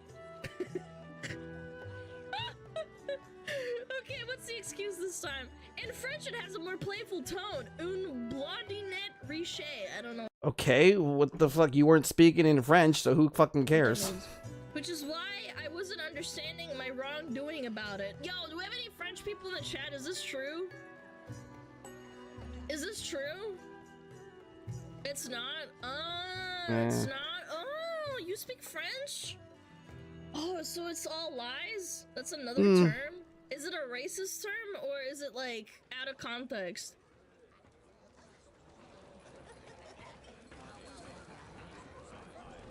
You know, French is about as bad? Oh, so it is as bad?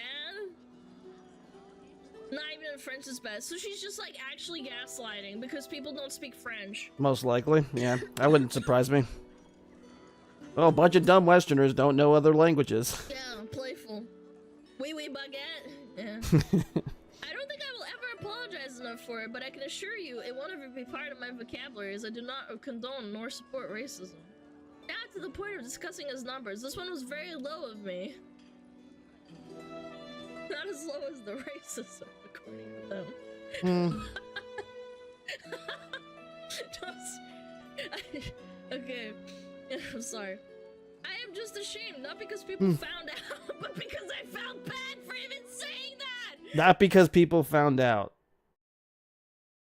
No, it's because people found out. And people, I guarantee they wouldn't feel bad about this if no one called her out. I got caught alert! I got caught alert! I wouldn't have felt bad if I didn't get caught! Which is why I attempted to contact the person in question, apologize, which was in vain. But no, did you? I hope that this amazing community will deliver my message. Nap night, after rewatching your VODs, I realized we share a deep pain. Oh boy. Only someone with the same deep cut could understand. Okay, now you're trying to relate to the person you fucking, that you were being a piece of shit to. Yeah, okay, whatever. Sure. Made me feel angry at first because I didn't understand it. But now I can see your pain. We're both the victims here, don't you see? Your past doesn't define you. What the heck? What is this even? Your past doesn't define you. Hold on. Is she saying because he's white, he has a bad past, even though he did nothing wrong? Because is that what I'm gathering? Am I misconstruing it? Let me see. Maybe feel angry first. Understand. See your pain. Your past doesn't define you. I'm sorry. I wasn't a better encounter to you. My friendship. Blah blah blah blah blah blah. But now I see your pain. What? Nah, that's a reach. No way.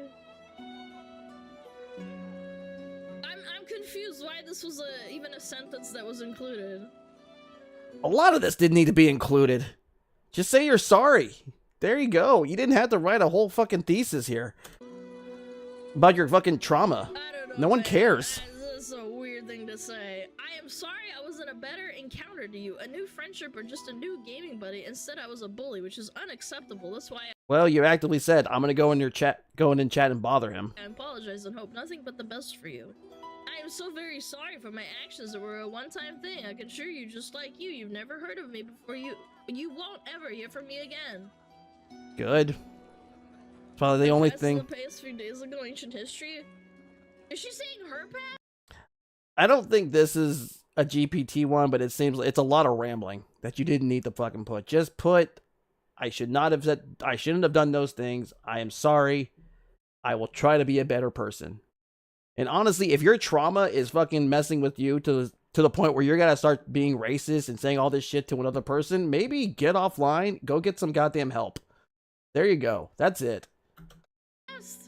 Because she's directly saying your past doesn't define you. Not my past doesn't define me. I think it's a figure of speech, but still stupid. It's still, there's no reason for it to come out.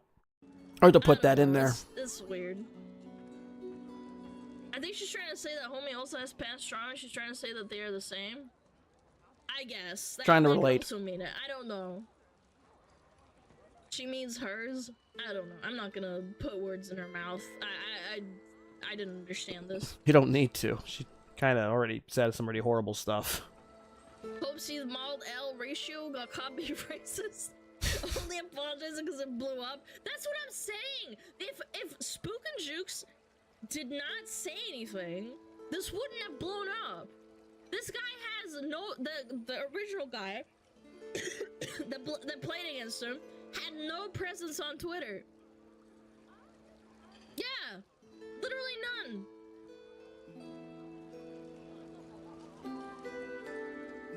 Oh wait, this is that artist Andy Face. I know them. They make really good art. The thing to always remember is that clouds are also bigger than you and are made of literally nothing. Hope the lesson sticks, lady, and then you recover and make up for the fuck up soon. Also get better friends. Jesus fucking Christ, the green one was a real shit flake. Jesus. Yeah. Clouds are also bigger than you and are made of literally nothing. Wait, that's kind of funny. I didn't quite understand. I like that. I like that. That's a good little analogy. So you're saying that you've been dealing with racism for a long time and still being racist towards others? Yes. There's always a strict line between a joke and an offense. I personally think that you knew what you were saying, the fact that you lived your life happily. But that's what I'm saying, is that... When did this come out? 16th? Yesterday at 9:28? Filtered by likes? Yeah, sure. Say, at least they kept this one, open. They didn't lock it. Spook and Jukes responded to this. While some of this apology does appear genuine, the part where you say a little misunderstanding doesn't define me is what I'm having trouble with. How is this a misunderstanding? You harass someone and shame them for their viewers and appearance. There's no misunderstanding. Yep. Yep. And they're only apologizing now because it blew up. Because they're probably getting ripped apart in replies. Yeah. Basically. Strong. It seems very weird to try to apologize genuinely now after it blew up when you were previously saying the person was lying about everything and neither of you did anything wrong. In the very first post, they said I got banned on Twitch for things I did not do. And then, boom, this came out. Then they took a day off and said, I'm sorry, I'm not a drama frog. And then this happened where they formally apologized, which was what? Hold on, let me check.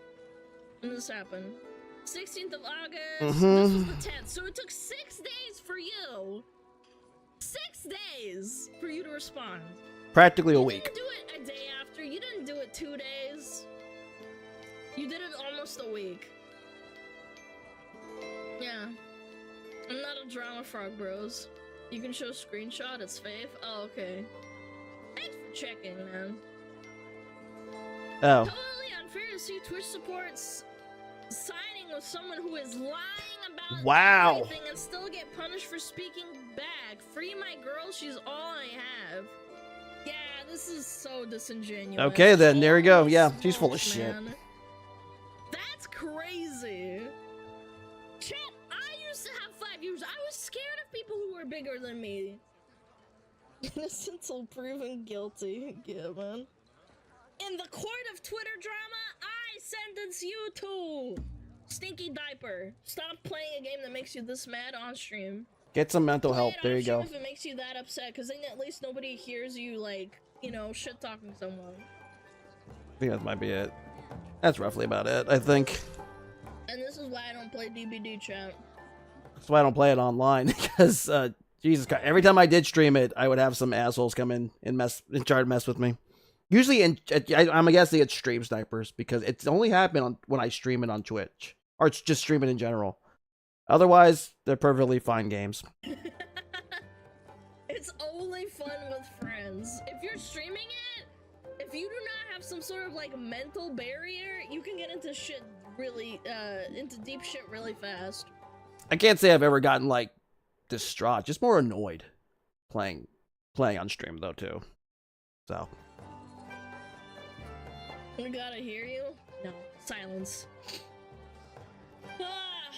Little misunderstanding, acting how you did and belittling a smaller creator as far as replies imply you were calling them a liar before it got super public. Yes, exactly. They called them a liar. They said a small DBD creator got very hostile towards me even though they did it first. Yeah. That's crazy. Makes for good content. Yeah. I mean, the only thing right now is like, will these people come back? I don't know. It's likely. I'm pretty sure this is gonna follow them for a good while. The internet is very fickle. Sometimes they will forget this type of crap. Other times they will. It will go to them to the end. It will follow them to the ends of the earth. I don't know. I kind of don't care about these people. They seem like horrible people to begin with. So you know. There you go. Let me see. There's another one right here. This isn't about this, but it's about why. It feels like why dead games are a good thing. I don't follow, but we're gonna find out anyway. So yeah. It feels like every week something new comes out, and then a few months later, the game is being labeled dead. Yeah. Palworld has reached power levels that seemed impossible, hitting over 2 million concurrent players on Steam. It's looking like Palworld is a dead game. And so, yeah, Palworld has lost 2/3 of its players in 2 weeks. Games live and die. I strained Palworld. It was fine for like a few hours, and then I got really fucking bored. It's amazing how people thought this was going to be a Pokemon killer, even though they're not even the same genre. Pokemon's still at its core an RPG, and Palworld's kind of this more survival game with Pokemon-like creatures that you don't even really control like you do in Pokemon. I mean, the closest would have been like, say, Arceus, Pokemon Arceus, but that's about it. And yeah, the game kind of just tempered. Die nowadays by how relevant they can stay after launch. So instead of developing new games, big studios have created strategies to keep players playing and paying. The live service model has taken over, and with it emerged a culture where nothing is worse than a dead game. Which is why it's so weird that Pocket Pair, the creators of Palworld, are actively encouraging players to try other games. And when I talked to John, he echoed this same feeling of the founders. Just play the games you like. If you finish in a day, cool, good job. I'm glad you enjoyed it. Play the next one. What's going on? Does Pocket Pair know something we don't? Maybe we've been thinking about video games all wrong. Maybe games dying isn't bad at all, but actually something... I don't think it's dying. I think it's just, again, it tempered. It just kind of... Because there's not much you can do. At some point, the repetitiveness of just, crafting, going and exploring and, catching, I guess, pals can get kind of boring after a while. There's not much there now. I think it's still in early access, so... We desperately need. But what does it mean to be a dead game? Well, there's a few definitions out there. However, most people agree on 3 things. When a game loses the majority of its players, when a game loses its dev support, or even when it loses its competitive scene. Many people like to call a game dead when they don't like it anymore, but we're not counting that. So if this is the standard definition, most video games have bit the dust. Practically every game in existence sits in this category. Aside from a handful of untouchables that I like to feature in my Should Be Dead series, it really isn't possible to live very long. So what happened? Why is a game dying considered a bad thing? Well, something's changed. It's more fun once I played with the timers. It does get boring once you've seen everything. Yeah. I pretty much I beat that first boss with that thing that's not an Electabuzz, and then I just kind of kept going, and then I kind of just stopped. I didn't hate it either. It's just you kind of get bored with it. But a lot of people do like those types of games, and they're gonna keep playing it. But I don't think it's dead, not yet. It's just kind of found its solid audience. Changed over the past few years. When I was younger, a game dying was normal, even kind of exciting. When I got Wind Waker, I loved it, I played it, but then I moved on. When I got Star Wars Battlefront, I loved it, I played it. Does that count as dying though? It's just, you just beat the game. You'll go back to that. I don't know. I feel like dead game more applies to online games, like dead services, like TF2 or say, or Overwatch. I don't feel like for a single player game, that doesn't mean it's dead. It's what it is. At least I don't look at them in that perspective. Maybe I look more single player games like Resident Evil Remake or whatever, like like a meal. You finish that meal, you got everything in there, you got all the dessert and everything, and you enjoyed it, and you know, maybe you'll order it again, maybe you'll play it again. There you go. And then I moved on. I got The Hobbit. It sucked. So I moved on.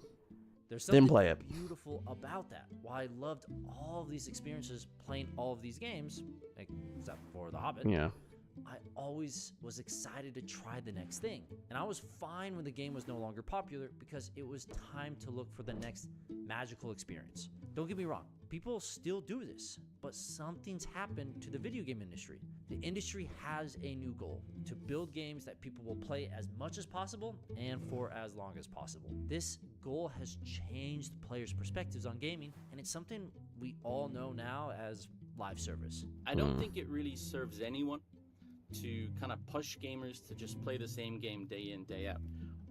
There are games that you can just like play every single day for months on end and never burn out, you know, League of Legends, Dota, most MMOs, right?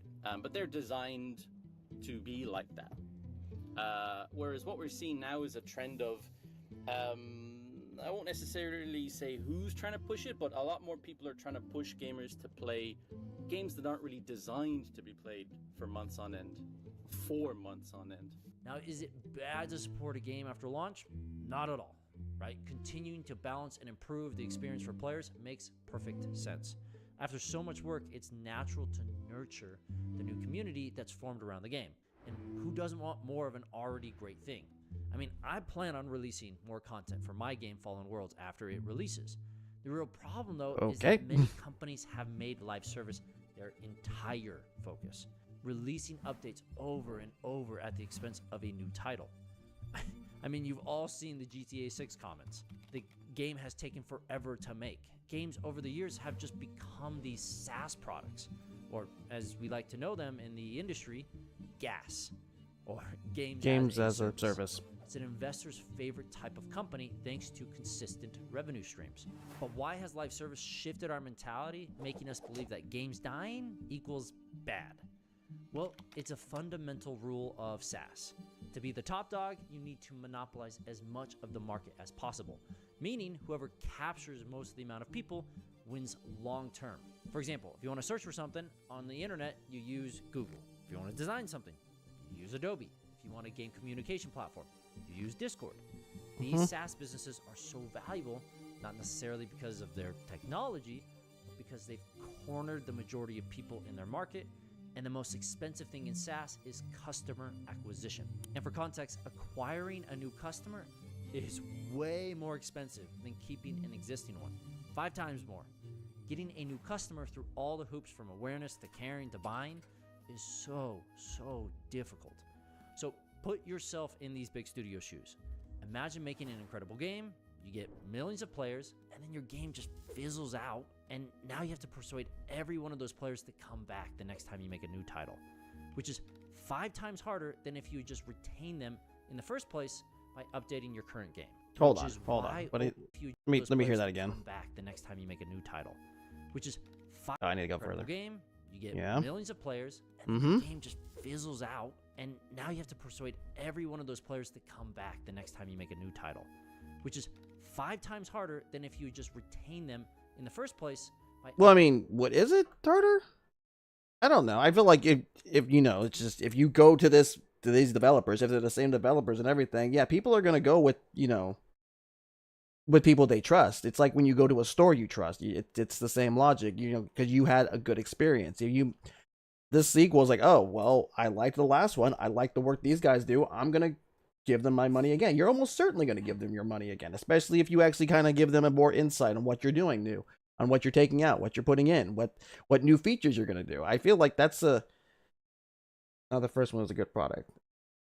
Well, I mean, if it's a good product, that's what I mean. Like, if it's a good product, then yeah, they're going to most likely want to go with you again. Not necessarily a bad one, although,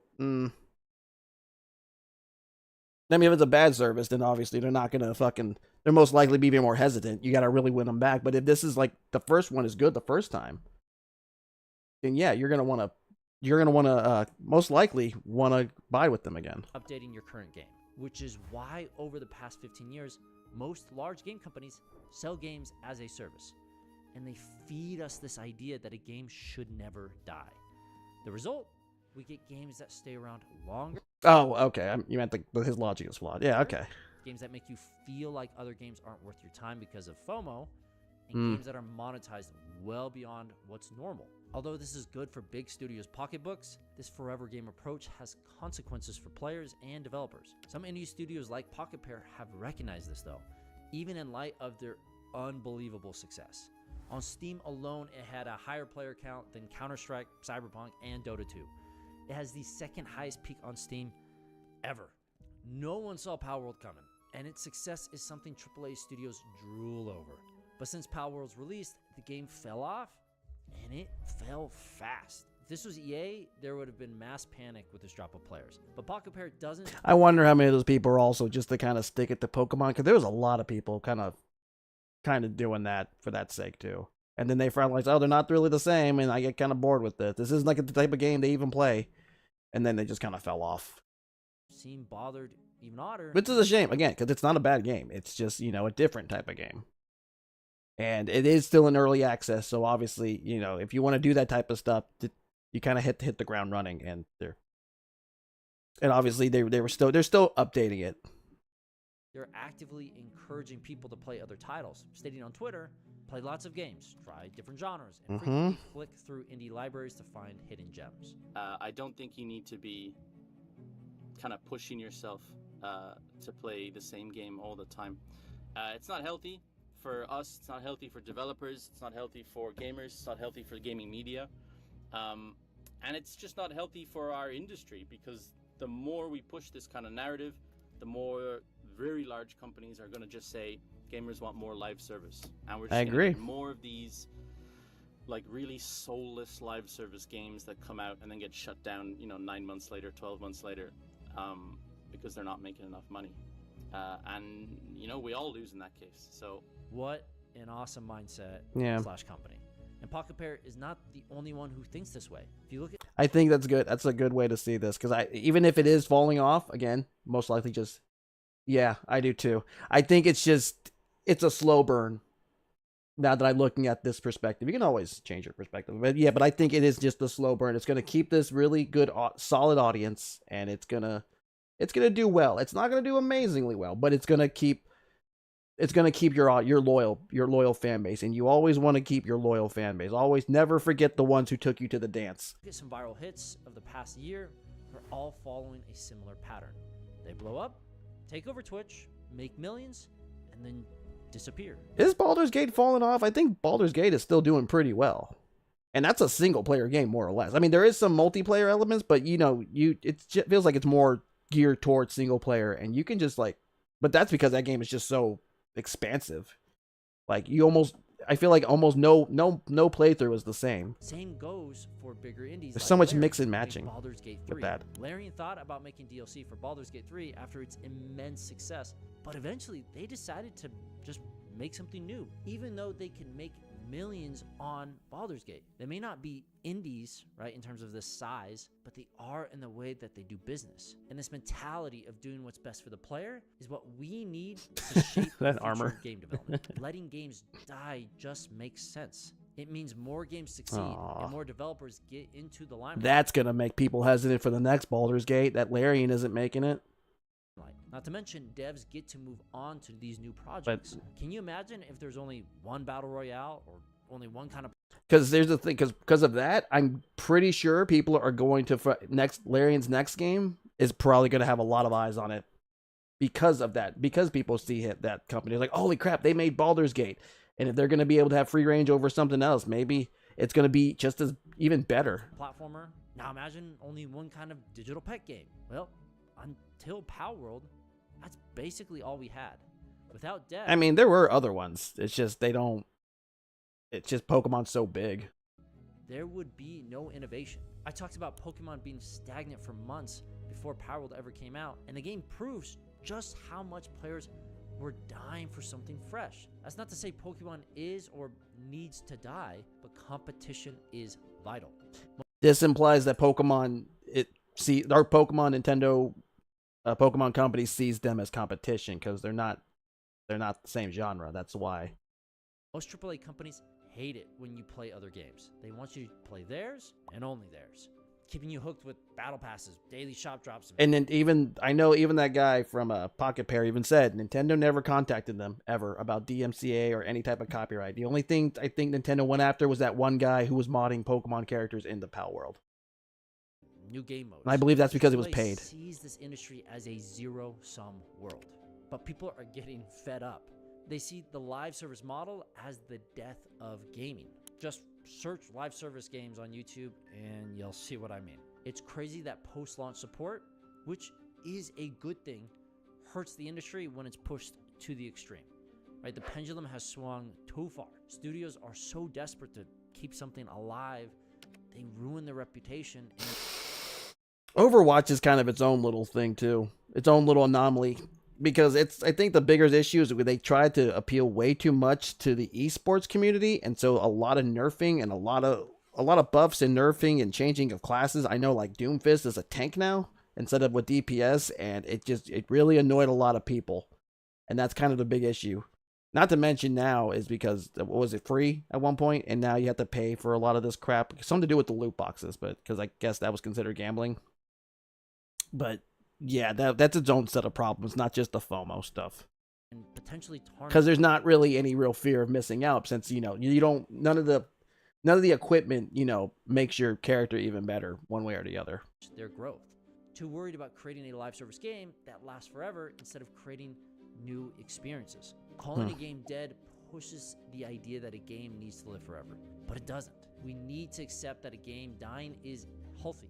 Even though Palworld has lost most of its players, the game was a huge success. And with the DLC releasing, players are coming out of the woodwork to play it. It's great to add and update games, but pushing people to only play one title or one genre forever is not the answer. Games and the gaming industry need to change, pushing people to try new things and enjoy new experiences. Play all the indies you can. Spend as much money on indies as you can. Really support the guys who are trying to make fun games. Who cares if there's only 5 people playing it, and just enjoy yourself. Just enjoy games. I don't think it needs to be any more complex. Oh yeah. If you want to help indie developers succeed, come join our Patreon. There you go. You almost got me for a second. Indie developers. Not to mention, you'll get to access exclusive interviews, including Bucky's from Pocket Pair. Lastly, we are bringing back the Indie Spotlight. Woo! And our community picked Outer Wilds. Outer Wilds is a beautiful game filled with space exploration and unique mechanics. I really enjoyed this game myself, and I would highly suggest picking up a copy. Thanks, everyone. Actually, you know what? Speaking of indie games, there is a trailer here that I did see, and because it made me think of Faith. Where is it? Did I have it here? Here we go. Tormenture.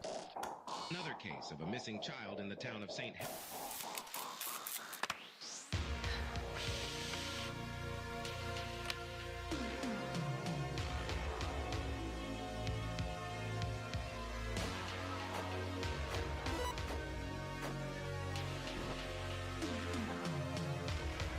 It's like a tart. Well, this just looks like adventure for the 2600.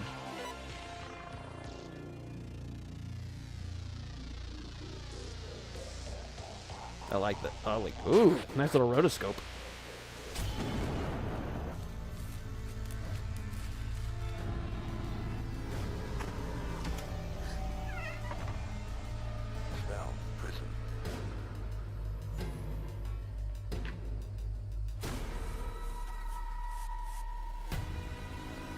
Oh.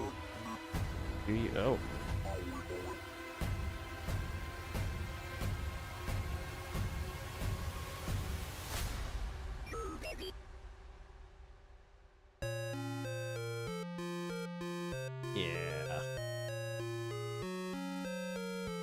Yeah, I'm playing that shit. I am definitely going to play that. That looks pretty cool. Absolutely. Faith was probably one of my, ever since streaming and whatnot, Faith the Faith games have been like one of my favorites I've played. So yeah, I'm definitely going to fucking be playing this one. But I guess we'll do one little fun thing here. Where was it? That's it. I'm not gonna, yeah. I feel like I like these little presidential tier list, and since there's an election coming up soon, let's have some fun and bring some horror movie villains. No hope for you. Only time will tell, but we have a plethora of horror icons in this video, and obviously we're bound to miss some, so comment down below which ones we forgot and where you would rank them. Come on, let's get this party started. I'm ready to conquer this tier list. All right, let's get started with Pennywise the Dancing Clown. No! Shut the hell up, Joey. All Donald did was just say his name. But I hate stupid clowns. Scary, super scary. He's pretty creepy looking. Scary. I mean, yes. He's a little goofy in the original. He's really goofy looking, so it's kind of hard to take him serious. But in the newer movies, he's actually really creepy looking. It just depends what type of clown that's in your presence. Not gonna lie, I'm not a big fan of clowns since they are really annoying and take your money at birthday parties. That's funny, you're not a fan of clowns, considering you are one. And named after one, Ronald McDonald. Shut up, you Nimrod. But Pennywise, on the other hand, more specifically the one from the newer movies, is definitely a nightmare when he's at his full potential. He has some really unsettling, creepy looks, especially with his sharp teeth. And when he morphs into different creatures and digs into your phobias, he's really a force to be reckoned with. But Pennywise got killed by those kids at the end of the It movie, so deep down he's a weakling. But He didn't technically die. He just got back. Yeah, he came back. 27 years to haunt those same kids again, and was even scarier. He's literally an interdimensional being that can transform into anything and is almost immortal. Yeah, man, and those grown-up kids in the It sequel were terrified that he came back, which I don't blame them. So I think Pennywise should go into the super scary tier, since at the end of the day, there you go. Get defeated by a group of kids. Fair enough, fair enough. Ghostface is next, and obviously he's one of the most popular and recognizable movie icons ever. I like Scream a lot. Well, at least I like the first four. After 5, I stopped caring. Pretty much, the series died for me when Wes Craven died. His voice is what's creepy, but I feel like you can survive though, depending. Although they're usually 2 killers.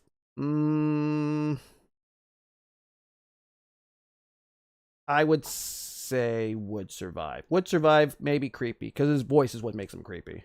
Hate Ghostface's voice. He That's just the creeps point. me out and sends chills down my bony spine every time he talks. His voice ain't even that scary. Yeah, it really isn't, but it would be kind of creepy if someone did call you with his voice, though. But what's he gonna do? I'll just whip out my MAC-10 and blast his ass. But there are certain rules victims must abide by in order to be in a horror movie. And one of those rules is that the victim will never overpower the main character. So what? We are changing the rules just so we can put you in your place, you psycho. Oh, wait a second. This time it's actually the real Ghostface. Who else would I be? An imposter? I mean, we did have another Ghostface join our Discord yesterday when we ranked Halloween candy. That's a weird voice sound for voice, or real voice for Ghostface. Oh yeah, you're right. AI. Speaking of that video, check it out in the description. It was the Ghostface from Scary Movie, and he was pretty chill, but definitely not the real Ghostface. Oh, him? Yeah, he just tries to be scary, but he's just a lousy wannabe with a voice changer from eBay who lives in his Only scary because it's people you know and are around. Yeah. mom's basement. Oh my God! So you're saying there's multiple Ghostfaces? Ah, yeah. That's the one thing about those Scream movies, is that some of them had multiple ghost faces, and it made the character more intriguing and different compared to other horror villains. The thing is, I'm the only real one, and anyone that Wait, let me think. Yeah. 1, 2, 3 didn't have, I believe. It was Roman. It was like only one guy. tries to act like me is just an unworthy fan who will turn up next on my list. I mean, your voice sounds kind of off, not gonna lie, but what are you really gonna do about it if they pull up with guns and their whole friend group? Usually in those Scream movies, those dumb friend groups always split up and they don't have any brains. But in the I do love the first Scream movie, but I gotta also be honest. Watching Scary Movie kind of ruined it for me because now I just quote those lines from real it. world, if you just gang up on one person, then they have no chance. I'll prove that wrong with you guys. Just wait and see. Especially with Mr. Joseph over here. What? Don't bring me into this. I would survive you coming after me. Throw a piano at him. You wouldn't. You would fall victim to his phone calls and you'd be the first to cease to exist. Use a Watch bat. this. Hey, Joseph, do you want some chocolate chip cookie dough ice cream with whipped cream and sprinkles inside of a sugar-coated waffle cone? Oh, yeah. The AI voice also probably should have talked slower for Ghostface. Yes, I do. But add pickles to it and we have a deal. I'll do Ugh. anything for some free ice cream. See? Joey already failed and he's dead. It's just too damn easy. I say we all can figure out some clever ways to survive Ghostface, so I'm putting him into the would survive team. Yeah, Now that's just a little.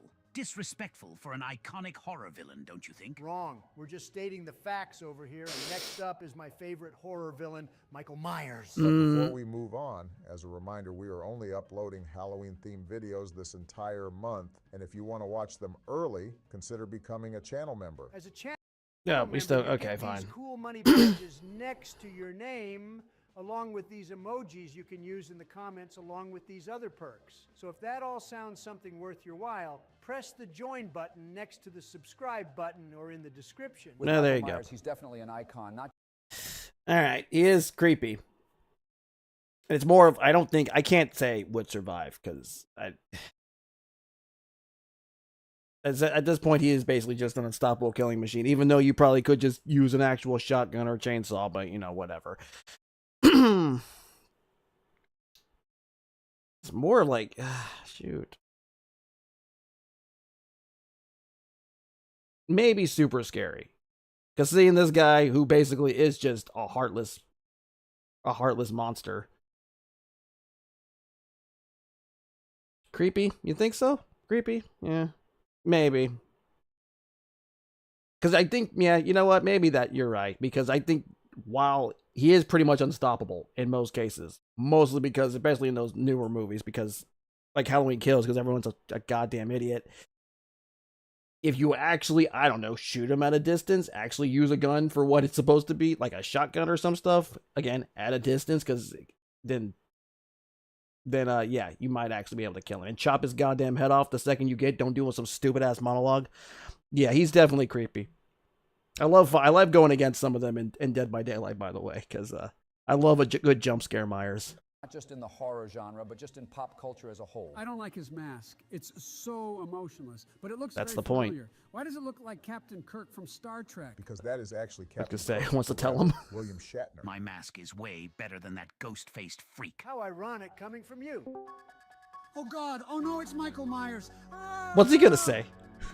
Wait, what was that? You. Oh God, oh no, it's Michael Myers. Is he gonna speak? Haha, that big dumb walking brick No. wall can't even speak. He may not speak in literally every movie he's been in, but he sure as hell will destroy your life. Unless you want to include the Rob Zombie movies. Do we want to really include those? Oh, well, well, well. Look who typed in the chat. We were never boys. If anything, Mysterious you've Saint. always stole my spotlight and victims. No, Michael, that was the other Ghostface from Scary Movie that was cool with him, not this one from the new Scream movie. Oh, really Oh. now? You won't I'm be able coming to after find you in your sleep with Freddy. You're done for, little bro. Got me since I'll Ghostface. just disappear like a ghost on you. Okay. Alright, hold on. Playing Fortnite. Why don't people playing Fortnite? Jesus. Alright, whatever. Hey, just shut up. We don't care about your guys' dumb internet. Sharpening my kitchen knife Settle as it we speak. elsewhere or get the hell out of my VC. Oh yeah, Michael's kitchen knife is so scary to the point where I stopped using knives to cut my food. I use plastic butter knives instead. Bro, a kitchen knife ain't even that scary. But I guess the way Michael uses it and the amount of kill streaks he's went on definitely says otherwise. My knife is better and sharper, and we all know that. And for your information, I'm currently on a 45 kill streak.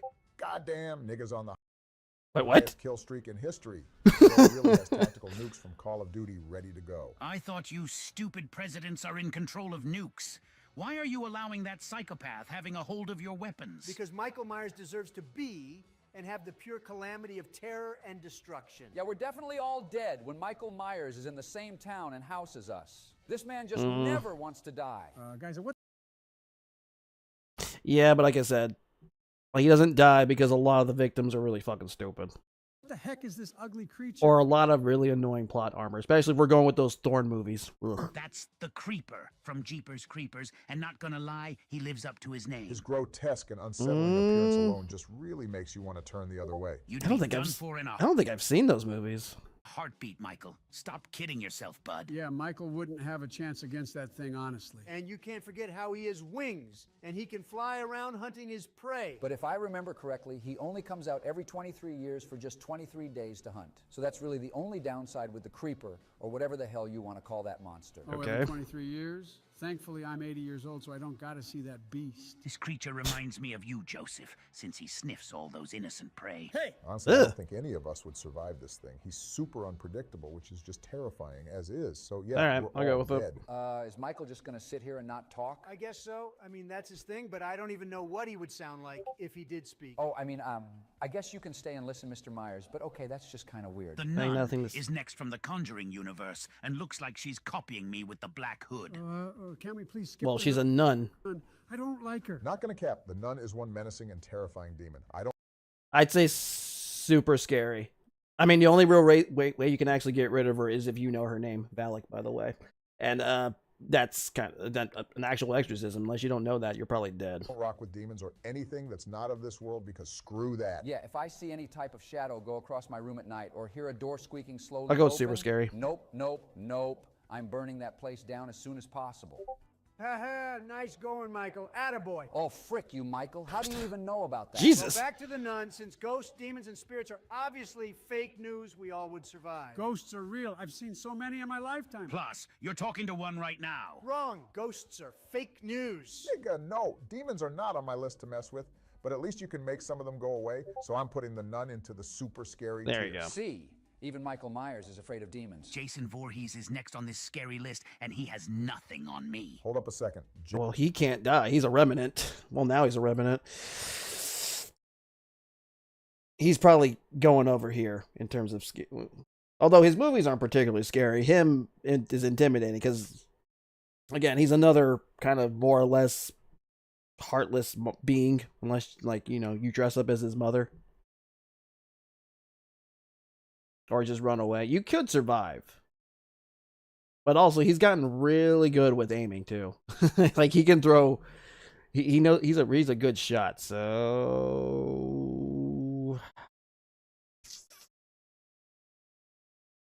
Which, by the way, even that remake wasn't half bad, I'll be honest. He was like practically a survivalist.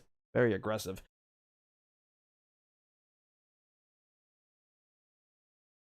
I'll go with I'm Dead. That's what I'm teetering on. Because it would be very difficult. He's got more power and creep in his movies.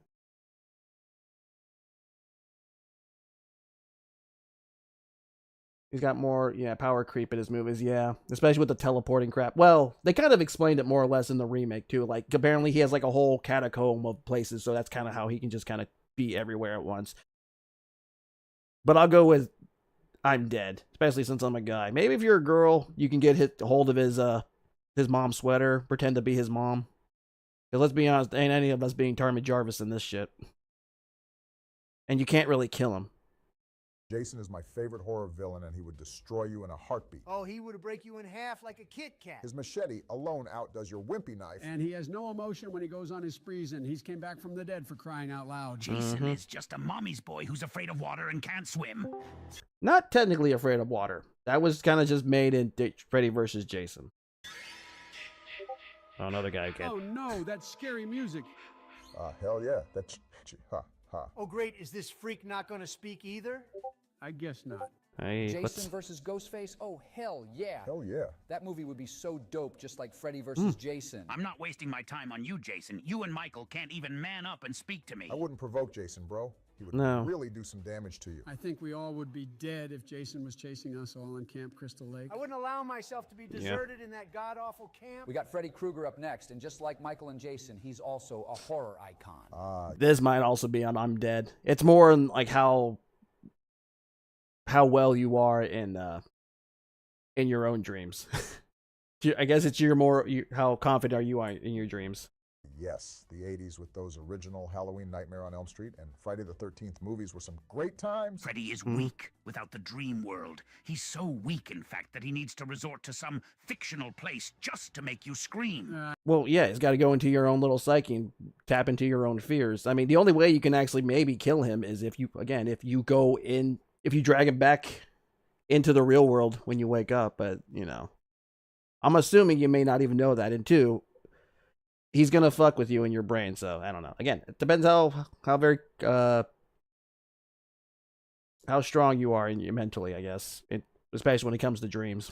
I don't think so. Just his sharp claws alone makes him super scary. That's not the scariest part about him. The scariest part about Freddy Krueger is that when he's in your dreams, you have zero control. There you go, With control. what he does unless you wake up. So basically, if dreaming didn't exist, Freddy Krueger wouldn't exist. Pfft, what a chump. Yeah, Freddy is a Yes. real psychological terror, tapping into your fears, insecurities, and putting you into helpless It'll give you danger and nightmares dread. forever. What a bunch of bullshit. You wanna finish that damn sentence, you imposter?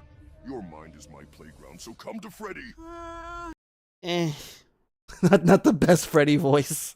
Shut up, Sleepy Joe. Oh, so you want to go at it right now, Freddy? Listen here, you burnt Cheeto-looking ass hobo. I'll gut you like a fish, ready for a fat man's crunchy tempura sushi. Roll, you motherfucker! Oh, thank God. I sent him to an infinite looping dream, so don't mind that deceitful copycat, because that's all he is just a filthy copycat bitch.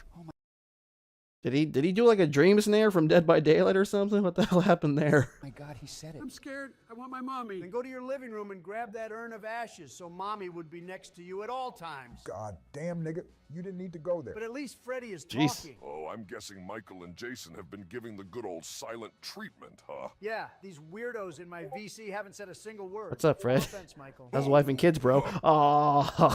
Oh, Freddy's dead reference. It's been a fat minute since we spoke. We all spoke and hung out together. Yes! What is up, my boys? Michael and Jason, we gotta go to Knott's Berry Farm again. And oh, the kids and wife are doing great, Mikey. Thanks for asking, bro. What the hell? What's going on? Freddie has a wife and kids, huh? He Since did when? in Yeah, I guess so, partner. Freddy's dead. Yeah, what did you take me as? Some sort of cold-blooded killer or something? Well, yeah, obviously. You're a lot of child crap killer. happened ever since my run in the 80s. You don't Oh. even know the half of it. What? A boy band? Like Big Time Rush? Whoa. Oh, they do have one. I forgot it is. It's like someone made like they did like a boy band with like Jason, Leatherface, Michael Myers, and Freddy. I'll get there in a And little, Ghostface. not really big-time Rush, but more or less like the Backstreet Boys. Well, that's interesting. But Mr. Krueger, we're ranking horror villains. You down to help us? Oh, please, George. You can call me Fred or Freddy. Freddy, please don't hurt me. I won't do anything, Joseph. But when you go to sleep, I can't guarantee keeping any promises. Lucky for you, since Sleepy is his first name. Oh no, I better not fall asleep. Freddy over here can shapeshift to just about anything in your dreams. Mhm. He is pretty much invincible, so I think if we were all to fall asleep, we wouldn't survive. You already know the vibes. I'm the most sadistic primal force you'll ever come across in your dreams. Guys, I'm getting scared. It's nap time soon, and I don't want to fall asleep. 1, 2. Freddy's coming for you. Oh, no, 3, oh, no. 4. Better lock your door. Stop. 5, 6 Joeys. My bitch.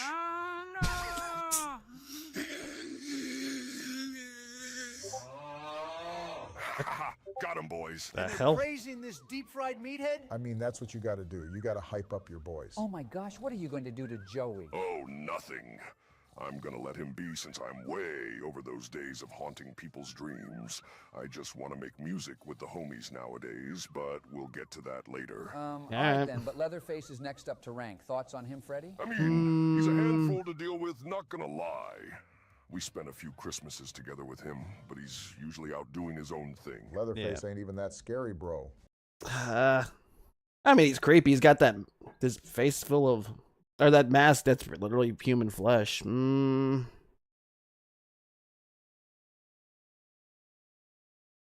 Maybe creepy.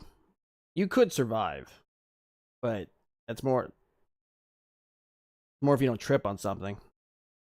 And if you go into his house, obviously his family's gonna fuck with you too. I'm teetering between creepy and would survive. Maybe creepy. All he is just a freaking weirdo. Wait a second, why did Joe stop snoring? I put him in a very deep sleep, so he'll be gone for a while. I thought you said those days were over. I said I was done giving nightmares. I never said anything about giving the best dreams you'll ever have. Oh, that's no, nice. Don't tell me that you put him in a dream full of ice cream. Yeah, he's currently dreaming about all the ice cream flavors in the Teletubbies. Oh, thank God we don't have to hear him Teletubbies. screaming 24/7. But yeah, going back to Leatherface, he's really gonna do nothing to you at the end of the day. He may be very, very odd and creepy, but that's all he is. Now what about Jack Torrance from The Shining? Oh, he's iconic. And of course, you can never forget that iconic axe scene. Here's Johnny. You can Oh survive. yeah, that scene is a classic. But what's he really going to do compared to all these other actual horrific? I would go would survive. You can live through him, especially since his kid basically just did it so easily. Villain. You do have a point, but Bro is really at a loss of identity and reality, which can be a pretty scary thing. At the end of the day, though, he's not scary in my eyes since he's just a human and not no demon. But speaking of demons, what about Pazuzu, which is the demon from The Exorcist? You know, I've seen some pretty messed up things in my life, but that face just cuts the cake for me. The movie was terrible and boring, but the way the demon... Whoa, what? Fuck you. I love The Exorcist. You can do an exorcism, but if you're going the same way of, say, the movie, almost going with not scary, for Reagan or Pazuzu, I mean, it was a creepy movie, at least for, especially as a Catholic. The only thing is, I'm going on the fact that you can't actually, well, you'd have to do a certain exorcisms, but the way they had to get rid of her is basically Father Karras had to essentially transfer the demon into him so he would kill himself and spare Reagan. But that's pretty much it. So I'm going Thor, I'm dead. was portrayed taking over that girl was definitely unsafe. Oh, for The Shining, yeah. Damn, bro. Yo, Mikey and Jason, you guys there? Hello? Anyone there? Okay, this is getting so annoying. They're literally taking up the entire Discord chat. If you're not going to speak, then get out. Don't talk to my homies like that. They usually don't talk around other people. They They're really shy. only talk when it's just the entire Slash Street Boys. There we go. No shot. You guys actually are the Backstreet Boys, but slashified. Oh, yes. After all of our sprees back in the 80s, we got bored of the same old, and decided to pursue our passions, and we've made countless records and even some more movies, but this time, comedy. Oh, the music you guys make probably sounds terrible like Yeet. All right, I got you, boys. Listen to this. You are now about to witness Oh. the strength of sleep knowledge.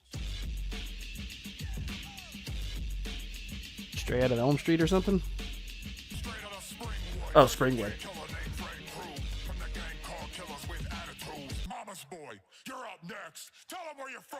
Straight out the campsite. Another crazy Oh. killer. More things I told yo, my rep gets bigger. I'm a bad mother lover, and you know this. But the lazy cap counselors didn't notice. Penny is his name, and the clown's coming. Straight out of Derry. In the sewer, I'll pursue you, the junior. Oh my gosh, you weren't lying. Damn, no way you all been going crazy on the track. Sheesh. What a can of steaming fresh cow manure. I want to watch you make some music. It ain't that easy, you Oompa Loompa. Well, actually, I have my rap album on the way and have made a few songs. Let me play you some snippets in real trap. Please, no. I don't bail. I won't see inside Yeah. the shell. Shout out Thugger, free my slime, slat, YSL. These niggas prayed on my downfall. Oh. Yes, I slap a pussy nigga if he act out. Yes, I caught cases on the road. No, Donnie, I still can't believe you said Yeah, please that stop word. it. Damn, that's kind of fire, not gonna lie. If you want to feature with us, I'll be down. All right, I I'll can see you sing boys better, later. but I'll show okay. up in an hour, but I promise I won't show them those clips of Jason. Yeah, I'm definitely showing you guys those clips of Jason. Hmm? Oh. Okay. Haha, damn, you did Jason dirty. Wait till you see this next one. Rise and shine, you big dummies. That's what I thought. You're gonna need a bigger boat. I mean mattress. You're Yeah, I got- fat dumb jaws. Dum dum dum dum dum dum dum dum. I mean, Look at him struggling. I say, why didn't you just do that to begin with? Oh my God, he's drowning again. Bro, that's so messed up, but Oh, hilarious. the Stop Babadook. stalling and let's get back to this tier list since we're not even halfway done. I'll show y'all more clips later, but it's hilarious messing with Jason. Oh, crap, the Babadook is next, and not gonna lie, this thing is very, very sinister. You got that right, partner, especially the lore of the Babadook through the book. It just makes it real eerie. That book isn't even scary. It's just a load of fake news. I give the book some props since it's drawn and written in a pretty grim way, but Bro is really trying to copy my swag with those long, sharp fingers. Oh yeah, I'm pretty sure they're kind of doing a Nosferatu reference, but okay. the Babadook's fingers reminded me of yours, but honestly, his are scarier since it just looks petrifyingly chilling. I say the Babadook goes into the super scary tier since I really wouldn't want that thing anywhere near me. Well, He is demons and creepy entities looking. like this don't exist, so you don't have to worry about that towers. Next up is Slenderman, and Don't look at him. There you go. one thing with him is that he never picks up the phone or texts you back. I'm still yet to hang out with him since he's a lone wolf out there in the woods every night. Why would you even want to talk to Slenderman alone in the damn woods? Screw that, bro. Yeah, man. Slenderman just gives you this weird vibe, and if you actually... Yeah, because all you really have to do is just never look at him. I don't know, put a blindfold on, boom. Then you're probably somewhat safe, but I'll go with creepy. Was real, I would never go outside at night again. Well, that's all Slender Man is. Fake news and not even scary. Have you not seen those pictures of Slender Man? Bro really looks menacing just by simply standing there. If I see Slender Man in That was a little overly fake. the distance, I'm running out of that hole like Usain Bolt. Not gonna lie, I think he's pretty damn creepy and pulls off that vibe really well. Thankfully, Joey is still Yeah. sleeping since we have Art the Clown to talk about now. Yeah, man, I think Art is the scariest clown I've ever seen. The face on his mask alone is just absolutely horrific. He's another character that can't die either. Shit. You could survive, but he is really scary. I don't want to give him I'm dead. And the expressions and body movements he makes really makes me uneasy. Aside from that, this clown is one real terrifier and a damn disgusting psycho. Maybe super That scary. creepy act can only get you so far because It's only based on how violent he is. Because even if you do live, you're probably not going to have a good life. at the end of the day, Art the Clown will get Yeah. destroyed by a high school football team. Honestly, yeah, a group of people would destroy him, but Not necessarily. I feel like he would find some weird way that he could just kill them. We just wouldn't see it. Like if you put like a whole bunch like inmates in there, he's just going to be covered in blood with all their blood. he'll just end up surviving, but all he is just very creepy and also a sicko. Well, boys, it was nice meeting you all and hanging out. I would have went with got super 2 scary hours to meet too. Michael and Jason at Camp Crystal Lake to shoot a new music video. All right, Freddie, thanks for stopping by. Bye, loser. See ya, bro. You better watch it, Donald, before I actually give you a nightmare, but I'll wake up Joey before I go. 3, 2, 1. Abracadabra. Hello? Wake up, you sloth. We have to finish this tier list. Damn it, I am awake. I want to go back to sleep. No, Joey, you sleep too damn much. Yeah, bro, why do you even want to go back to sleep? Because I was having the best Pinhead. dreams ever. I was dreaming about eating every ice cream flavor with the Teletubbies. Oh, shut up about All right, your then. damn ice I'm going to guess maybe they mean the Cenobites in general too. Super scary. Yeah. Maybe I'm dead, but I would also probably agree super scary. You're just going to have to go through a labyrinth of shit, especially if you go in that little world like in 2. cream. Now, Sleepy Joe, what do you think about Pinhead? No! Be quiet, Joey. Pinhead is definitely something else. Obviously, his looks are one thing, but man, you got me messed up putting me in the same room as this thing. Okay, I can admit Pinhead is the pure definition of a deranged sicko. Guys, can we hurry up and skip Pinhead? Well, obviously, Pinhead is practically immortal, and his powers would instantly overpower all of us. So, yeah, we're done for. I don't know who's scarier, The Grudge or Pinhead. Well, technically, that's the name of the movie, and No, that the- creepy girl's name is Kayako. Everybody Kayako. just calls her the Grudge, and that's easier to say anyways. Yeah, exactly. And the Grudge's pale look is just super spooky, especially with all that hair covering her face. Her hair isn't the scariest part. The scariest part is the wretched noise she makes. There is a Wii game for this too. I think it's Ju-On the Grudge, I believe. It's actually kind of cool because the second player can kind of like just press a button and you can make a random jump scare. Oh my god, oh my god, oh my god. Hi, hello? Oh, that Can you hear weird-ass us? sound. Oh, crap. Make it stop. Wait, hold on. What if she's trying to talk? Maybe she'll help us with this tier. Oh, hell no, nigga. No. Nope, nope, nope, nope. Kill it. Get out of here. Get the Who call. hell let that thing in our Discord server? I don't know, but thankfully she's gone. Nah, dog. I ain't letting that thing get nowhere near me. She's definitely super scary. Yeah, I'll go Jigsaw's with that, I next up, and guess. the real scary thing with him I'm only is how particular and articulate his traps are. Not only that, but he manipulates and psychologically torments those people in those disgusting traps. Yeah, He's not really scary. I would say he. I'll give him a generous would survive because half the time it's just you're going to be mutilating yourself. just purely off of those traps alone, you're instantly dead. John Kramer or Jigsaw, whatever you want. No, to you can call him, is survive that. seriously a master manipulator, but I wouldn't fall for it. Oh, yes, you would. He'd manipulate you getting into some sort of ice cream trap. Norman Bates would would survive. He's kind of creepy looking, especially if you look at his in the movie where with his dialogue and he's like when what was it when she was talking about his mom and stuff, and he gets a little unnerving. But you can survive him, especially if you're just a guy. Just don't let him sneak up on your ass. I want to play a game with you, Joseph. Oh my God, it's Billy the Puppet. Oh my gosh, get out of here. We are busy and don't need anybody interrupting us. The games have just begun. Now we have puppets in our Discord server? What is going on today? I'm not a puppet. There's just a voice recorder inside of said puppet. Well, like Donnie said, you're interrupting us, and we already had enough people join our damn VC today. I can respect that, not scary. I've never murdered anyone in my life. The decisions were up to them, and death is a surprise party. Unless, of course, you're already dead on the inside. Your logic does not make any sense. You just ruined people's and families' lives forever. Those who don't appreciate life do not deserve life. You're wasting your life when you don't appreciate it. And the rules of my games are simple. I want to show you the value of life, so holy crap, your dialogue's gonna kill me more than anything. Your choice. And who are you to judge that for them? You're not God. Pfft, I'm kicking this stupid puppet out. Game over. All right, moving on, we got Norman Bates from the 1960 classic Psycho. Did you say 1960? That means Joseph would have definitely remembered that movie. I mean, you're actually right. I was about 18 years old when this movie first came out. Nice. And it was the scariest movie I've ever seen. Really, bro? The original Psycho being the scariest movie ever? Dog, you're literally scared of everything, so your opinions on anything are invalid. But Norman Bates is literally a psycho. No pun intended. And so are you, with what you've done for this country, you demented psych ward patient. Well, Norman Bates is an iconic villain in horror cinema, and definitely influenced and inspired numerous films and TV shows, which is one thing you can't deny about that character. Oh yeah, 100%, George. But in the grand scheme of things, Norman is just a very complex and disconnected human, which just like Jack Torrance, it can be very scary seeing how a person could do and act such way. But like I said earlier, compared to almost everybody on this list, he ain't no Michael Myers or Jason Voorhees. But that iconic shower scene with that knife, though, and when he dressed up as his mom. So, you think him dressing up I gotta be honest, when I saw that just looked silly to me. his mommy is going to scare me? Norman Bates ain't even scary. There we That go, I split guess. personality Yeah, sure sure. can be scary, but next up is Oh, the I'm dead. Xenomorph or Alien from the movie.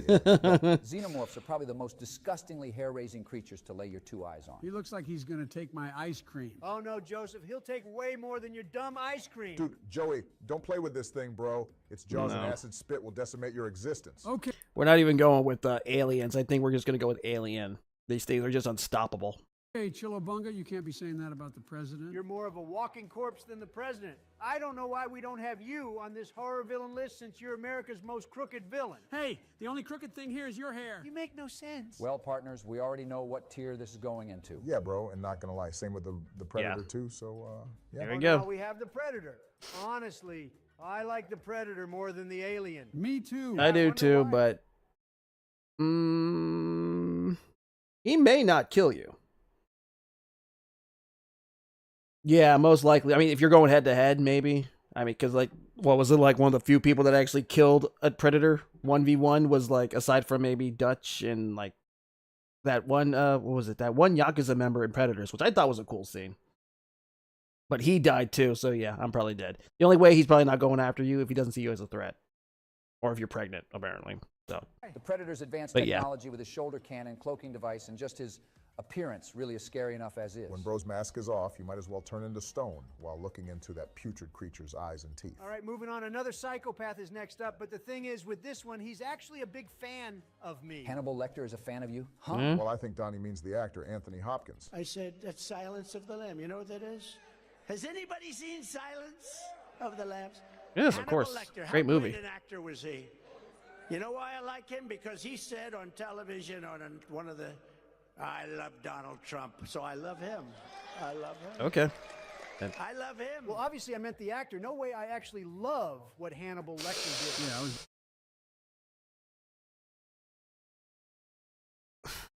I do like that movie a lot, and I like Hannibal Lecter. I think he's he kind of falls in that Norman Bates type of complex character, especially when he's like talking to either Will from Red Dragon or Clarice. Not so much Hannibal, the movie. That movie kind of sucked, but I'll say creepy. I'll give him creepy just to be. I was about to say, Because I feel like you're having a one-on-one conversation with that guy. You're gonna be a little unnerved. Really had to lock I'll up go the with super man's scary. face just so he doesn't eat someone. Hannibal Lecter reminds me of Leatherface with how they both are cannibals. Obviously, that is not good. And just by that alone, he's going into the creepy tier. Wait a second, didn't we rank this girl already? No, bro, we didn't. You're probably thinking of the Grudge. Oh, They're Hayako. very similar, but they're completely different. Oh, that's not the remake, or isn't that the? I think that's the American version. They're different. Samara Morgan, aka the Ring Girl, is scarier than the Grudge. The way she comes out of the TV gave me nightmares for weeks. And I also stopped watching television because I'm afraid one day she's actually going to come out of it and get me. Bro, she's not real and won't come out of your TV. Not gonna cap. I'm scared shitless of Samara. The way she just Samara, stands there with we her go. head Why'd I say dripping the other water one's just name? ain't right. And the way she gets out of the well and moves is absolutely screwed. I mean, you're probably dead if you watch that stupid tape. It's like, don't watch it. I'm putting her into the super scary tier because ain't nobody want to deal with that. Now moving on to the Leprechaun from those god-awful Not scary. Silly. Movies are so bad, it's so funny. I definitely laugh more at what happens with those movies than get terrified. Give him his gold back. Obama, There you they go. made not just one Leprechaun movie for you, but two. What the hell? Leprechaun in the Hood and Leprechaun Back to the Hood? Dog, those movies are a damn hilariosity. They even Yeah. have Leprechaun in space, like nigga. Not gonna lie, I'm not scared of that tiny creature. I'll be the one scaring him. No, you won't, Joseph. He'd trick you for some chocolate chip ice cream, but if this fool was in the same room as us, we would all survive. I mean, Again, if you just have his gold, just give him your gold. Just give him the gold back. There you go. Be on your way. he does have some pretty cool powers, like he can teleport, levitate, and grant wishes, but he's not tricking us. Hell no. Annabelle can make like a tree and get out of my face. Are you serious? Why are you scared of a plastic doll that was probably made in China? I was not made in China. I was made in your mom's basement, you coward. Oh my God! I rebuke this work of Satan in the name of the Father, the Son, and the Holy Spirit. God save us. Amen. Who invited Annabelle to our server? May God be with us. You think I'm scared of Annabelle? She's obviously a sham just like Obamacare. Malthus. Hey, I will ruin your life with the powers of hell at my fingertips. Shut up, Joey. Shut up, yep. Joey. It probably falls under super scary as well. Possible to get her sealed away, but she's not touching you specifically. She's gonna probably like have some oncoming traffic come at and hit you or some shit like that. So yeah, but still so super scary. Same as the nun Why don't you as come Valak. over to my house so we can play? I'll come over if you have ice cream. Oh, brother. Are you actually bargaining with the devil? Really, Joey? I'm sorry. All right, not gonna Oh, lie. they're both the Conjuring real Annabelle movies. doll is not scary looking. There you go. That's what the actual doll looks like. But the one in the movies is definitely demonic as hell. But demons aren't real. Just watch out for when you go to sleep tonight. I'll make sure you know I'm real. I hate Annabelle. She's super scary. Not as scary as my boyfriend, though. What? Eh. What did I say? Don't tell me your boyfriend is... Ha ha! What's up, you damn losers? Are you guys messing with my shawty? Oh, hell no. You could survive. Since when are you guys a thing? And since when can dolls date? You ever heard of a play date? Also, what happened to Tiffany? I'm pretty sure she ain't happy about that. Sleepy Joe. You know, I heard that they're reopening Toys R Us again, so you should go back to where you came from. The toy store! Are you serious right now? Why don't you go back inside your mother's Whoa, whoa, that's too far, Chucky. Damn. It's okay, babe. They're not bothering me. And if they were, you already know they can't do anything against us. Oh, I know. They're just jealous that I have the finest girl on the planet. Jealous? Why would we be jealous over a heap of plastic junk? I'll stare right into your soul and drain that life. I'll give him creepy. Although I believe the show kind of said that his strength is proportionate, so yeah, so I think he could actually legit, like, you know, take you despite him being small because of his magic. So I'll go with creepy. Force of yours until your ignorant attitude goes He's most likely going to sneak up on your ass, which is probably the one thing you got to watch out for. away. So I won't give him Really now? survive. Let me just take you to the toy shop to fix that snotty attitude of yours. Oh, yeah? Talking to my girl like that? Just wait and see on Christmas Day. Anyone you love will open their presents, and it'll be me and Annabelle's minions ready to haunt your human lives forever. Yeah, you messed up now, Donald. Also, not a very good Chucky voice. Get out of here, you filthy animals! Okay, what was that? Yeah, I don't know, man. Oh, thank God they're gone. We are finishing this tier list now with no more interruptions. And since we survived being in the same VC as Chucky, that's the tier he's going in. I mean, I guess, but whatever. It looks like the Insidious Demon is next up. Nope. Exactly my thoughts. That was a demon. Oh, just stop being afraid Never saw of it. nothing. you're not going to see this thing in the back of your dark room. Your eyes are just playing tricks on you. You're actually so dumb. The lipstick-faced demon is a force to be reckoned with. Bro's face reminds me of Darth Maul. If Darth Maul had claws and didn't have a dental plan, then this would be him. You guys are really annoying with this demon talk. I don't care what you say or think, Donnie, but this thing is going into the super scary tier. What a bunch of sissies. All right. Now what about the Candyman? You guys afraid of him too? Well, duh. Have you ever heard what happens if you say his name 3 times at a mirror? I thought it was if you say his name 5 times, he'll appear in the mirror. Regardless, if It's you 5 say times, his name I in a think. mirror multiple times, then turn off the lights, you're screwed. Are you seriously believing this urban legend? You really think there's a man with a hook as a hand that can spawn bees? What a load of fake news. You know what, Donnie? You're very hypocritical for believing that Michael Myers can come back from the... I've only seen like the first one. Good movie. Candyman, yeah. I've only seen the first one. I didn't see the remake either.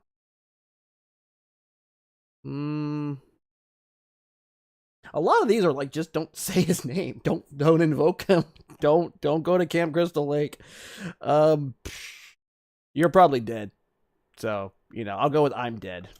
dead countless times and never die, but you won't even believe in demons and urban legends. Ignorant as hell. Yeah, because I don't have the IQ of Sleepy Joe over here. Shut up, and you know what? If we don't say Candyman in the mirror, we would survive. So just simply don't say it. Hey, Joseph, I heard if you say ice cream 3 times at the mirror, the ice cream man appears. Oh my God, really? I have to try that later. Jesus, Joey, but Krampus is next up, and he's a Christmas folklore who's a dark-horned demonic figure who only comes around during the holiday season. His claws and chains are menacing, but those horns, bro, are something else. Again, Krampus is a myth and a loser since he apparently only comes around once a year. Even though... Is this that one movie where they all they're in a snow globe? Because I don't, or it ends with them being in a snow globe. I don't remember that much of it. I think this is one of those ones I was just watching when I was playing a game or something.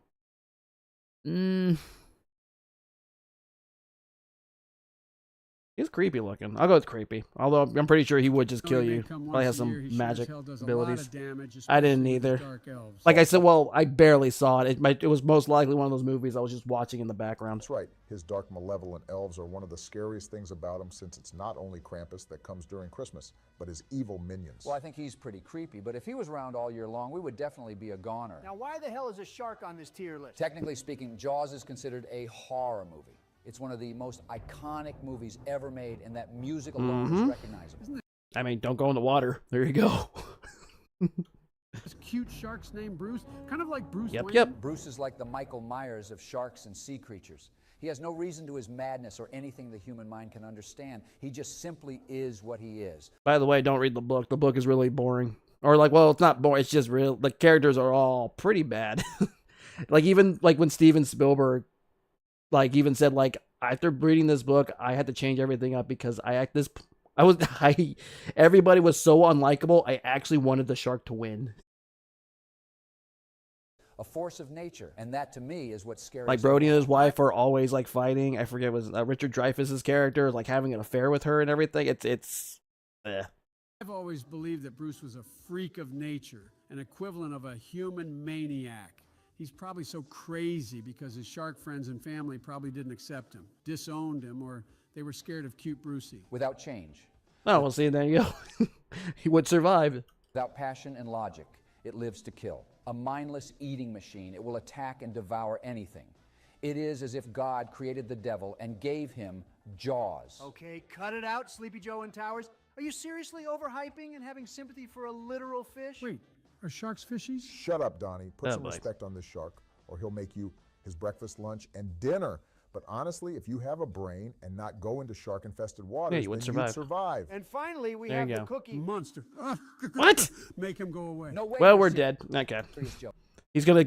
Come on. I'm done, bro. There ain't no way nigga is scared of the Cookie Monster from Sesame Street. But the way he eats those poor cookies and how hairy he is makes me shiver my timbers. I hate being around this brain-dead Neanderthal. Just give him cookies. Just give him a bunch of cookies, and then he'll probably die of a shock or something. A diabetic shock. Is that bad? A little bit, but if he's trying to kill you. Cookies is a curse that drives him to unspeakable acts, and those eyes. Those eyes once innocent. Looking into those spooky eyes, you see a soulless void with darkness emerging from this endless abyss. Okay, somebody please And I repeat, please, lock this old man in a mental asylum. Bro is more messed up in the head than Jack Torrance and Just Michael please put him Myers on Not combined. Scary, though. He really should have been on this tier list. As a matter of fact, I'm putting Joey on this tier list and in the not scary tier along with the Cookie Monster. But Sure. it's finally the end of the video, which means member shout out. Let me see. Who should they have probably left out? Or like who they leave out? I think they pretty much left everybody in here. Or everybody in here is kind of ones I'm familiar with. Can't think of anybody else. That's a pretty solid tier list. Shout out to Quickscope Cooper, Prince Fearless Eagle, Stephen Platt, Winter, SRF, Nostalgia Yeah. Network, Francis August Valenzola, I like Cashew Animations, Bunny Garden, Joshua O'Malley, Mhm. Firefly, Hamster World, Smelly Boomers. Well, there you go. There's all those. I like these. Pumpkinhead. Holy crap. Pumpkinhead, or what's his face? The tall man from Phantasma. Shit, they left those people. I haven't seen Pumpkinhead in so long, though. Wow. Let's just go back to the list real fast. Man, where is it? Trying to find a good. I don't know. Where do you think you put Pumpkinhead? Trying to think about some other ones around here.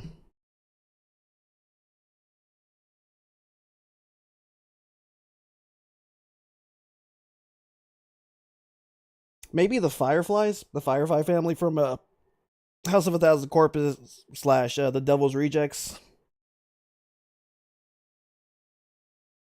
They're more like you could survive. No, actually, generally, anyone they go after, you're not surviving. They're pretty good. They're pretty sneaky with their tactics. Maybe super scary. Borderline, I'm dead for the Fireflies. But anyway, but yeah, good list. I am around 3 hours, and I think that is a good place to stop. I will be back tomorrow again because as long as Pumpkinhead isn't. Oh, sorry. As long as Pumpkinhead isn't after you, you're fine. I assume that's true. Again, I have not seen that movie. I think I saw that movie when I was like 10, maybe. Yeah, but anyway. But I will be back tomorrow, and we can finally start on Silent Hill 2. Finally. Yeah. Let's see. And thank you guys. Thank you, Gen Trash and Cat Miner, for sticking around. As I always, and anybody else who may have been lurking, as I always say, I have been Joe. I thank you all very much for watching, and I will see you next time.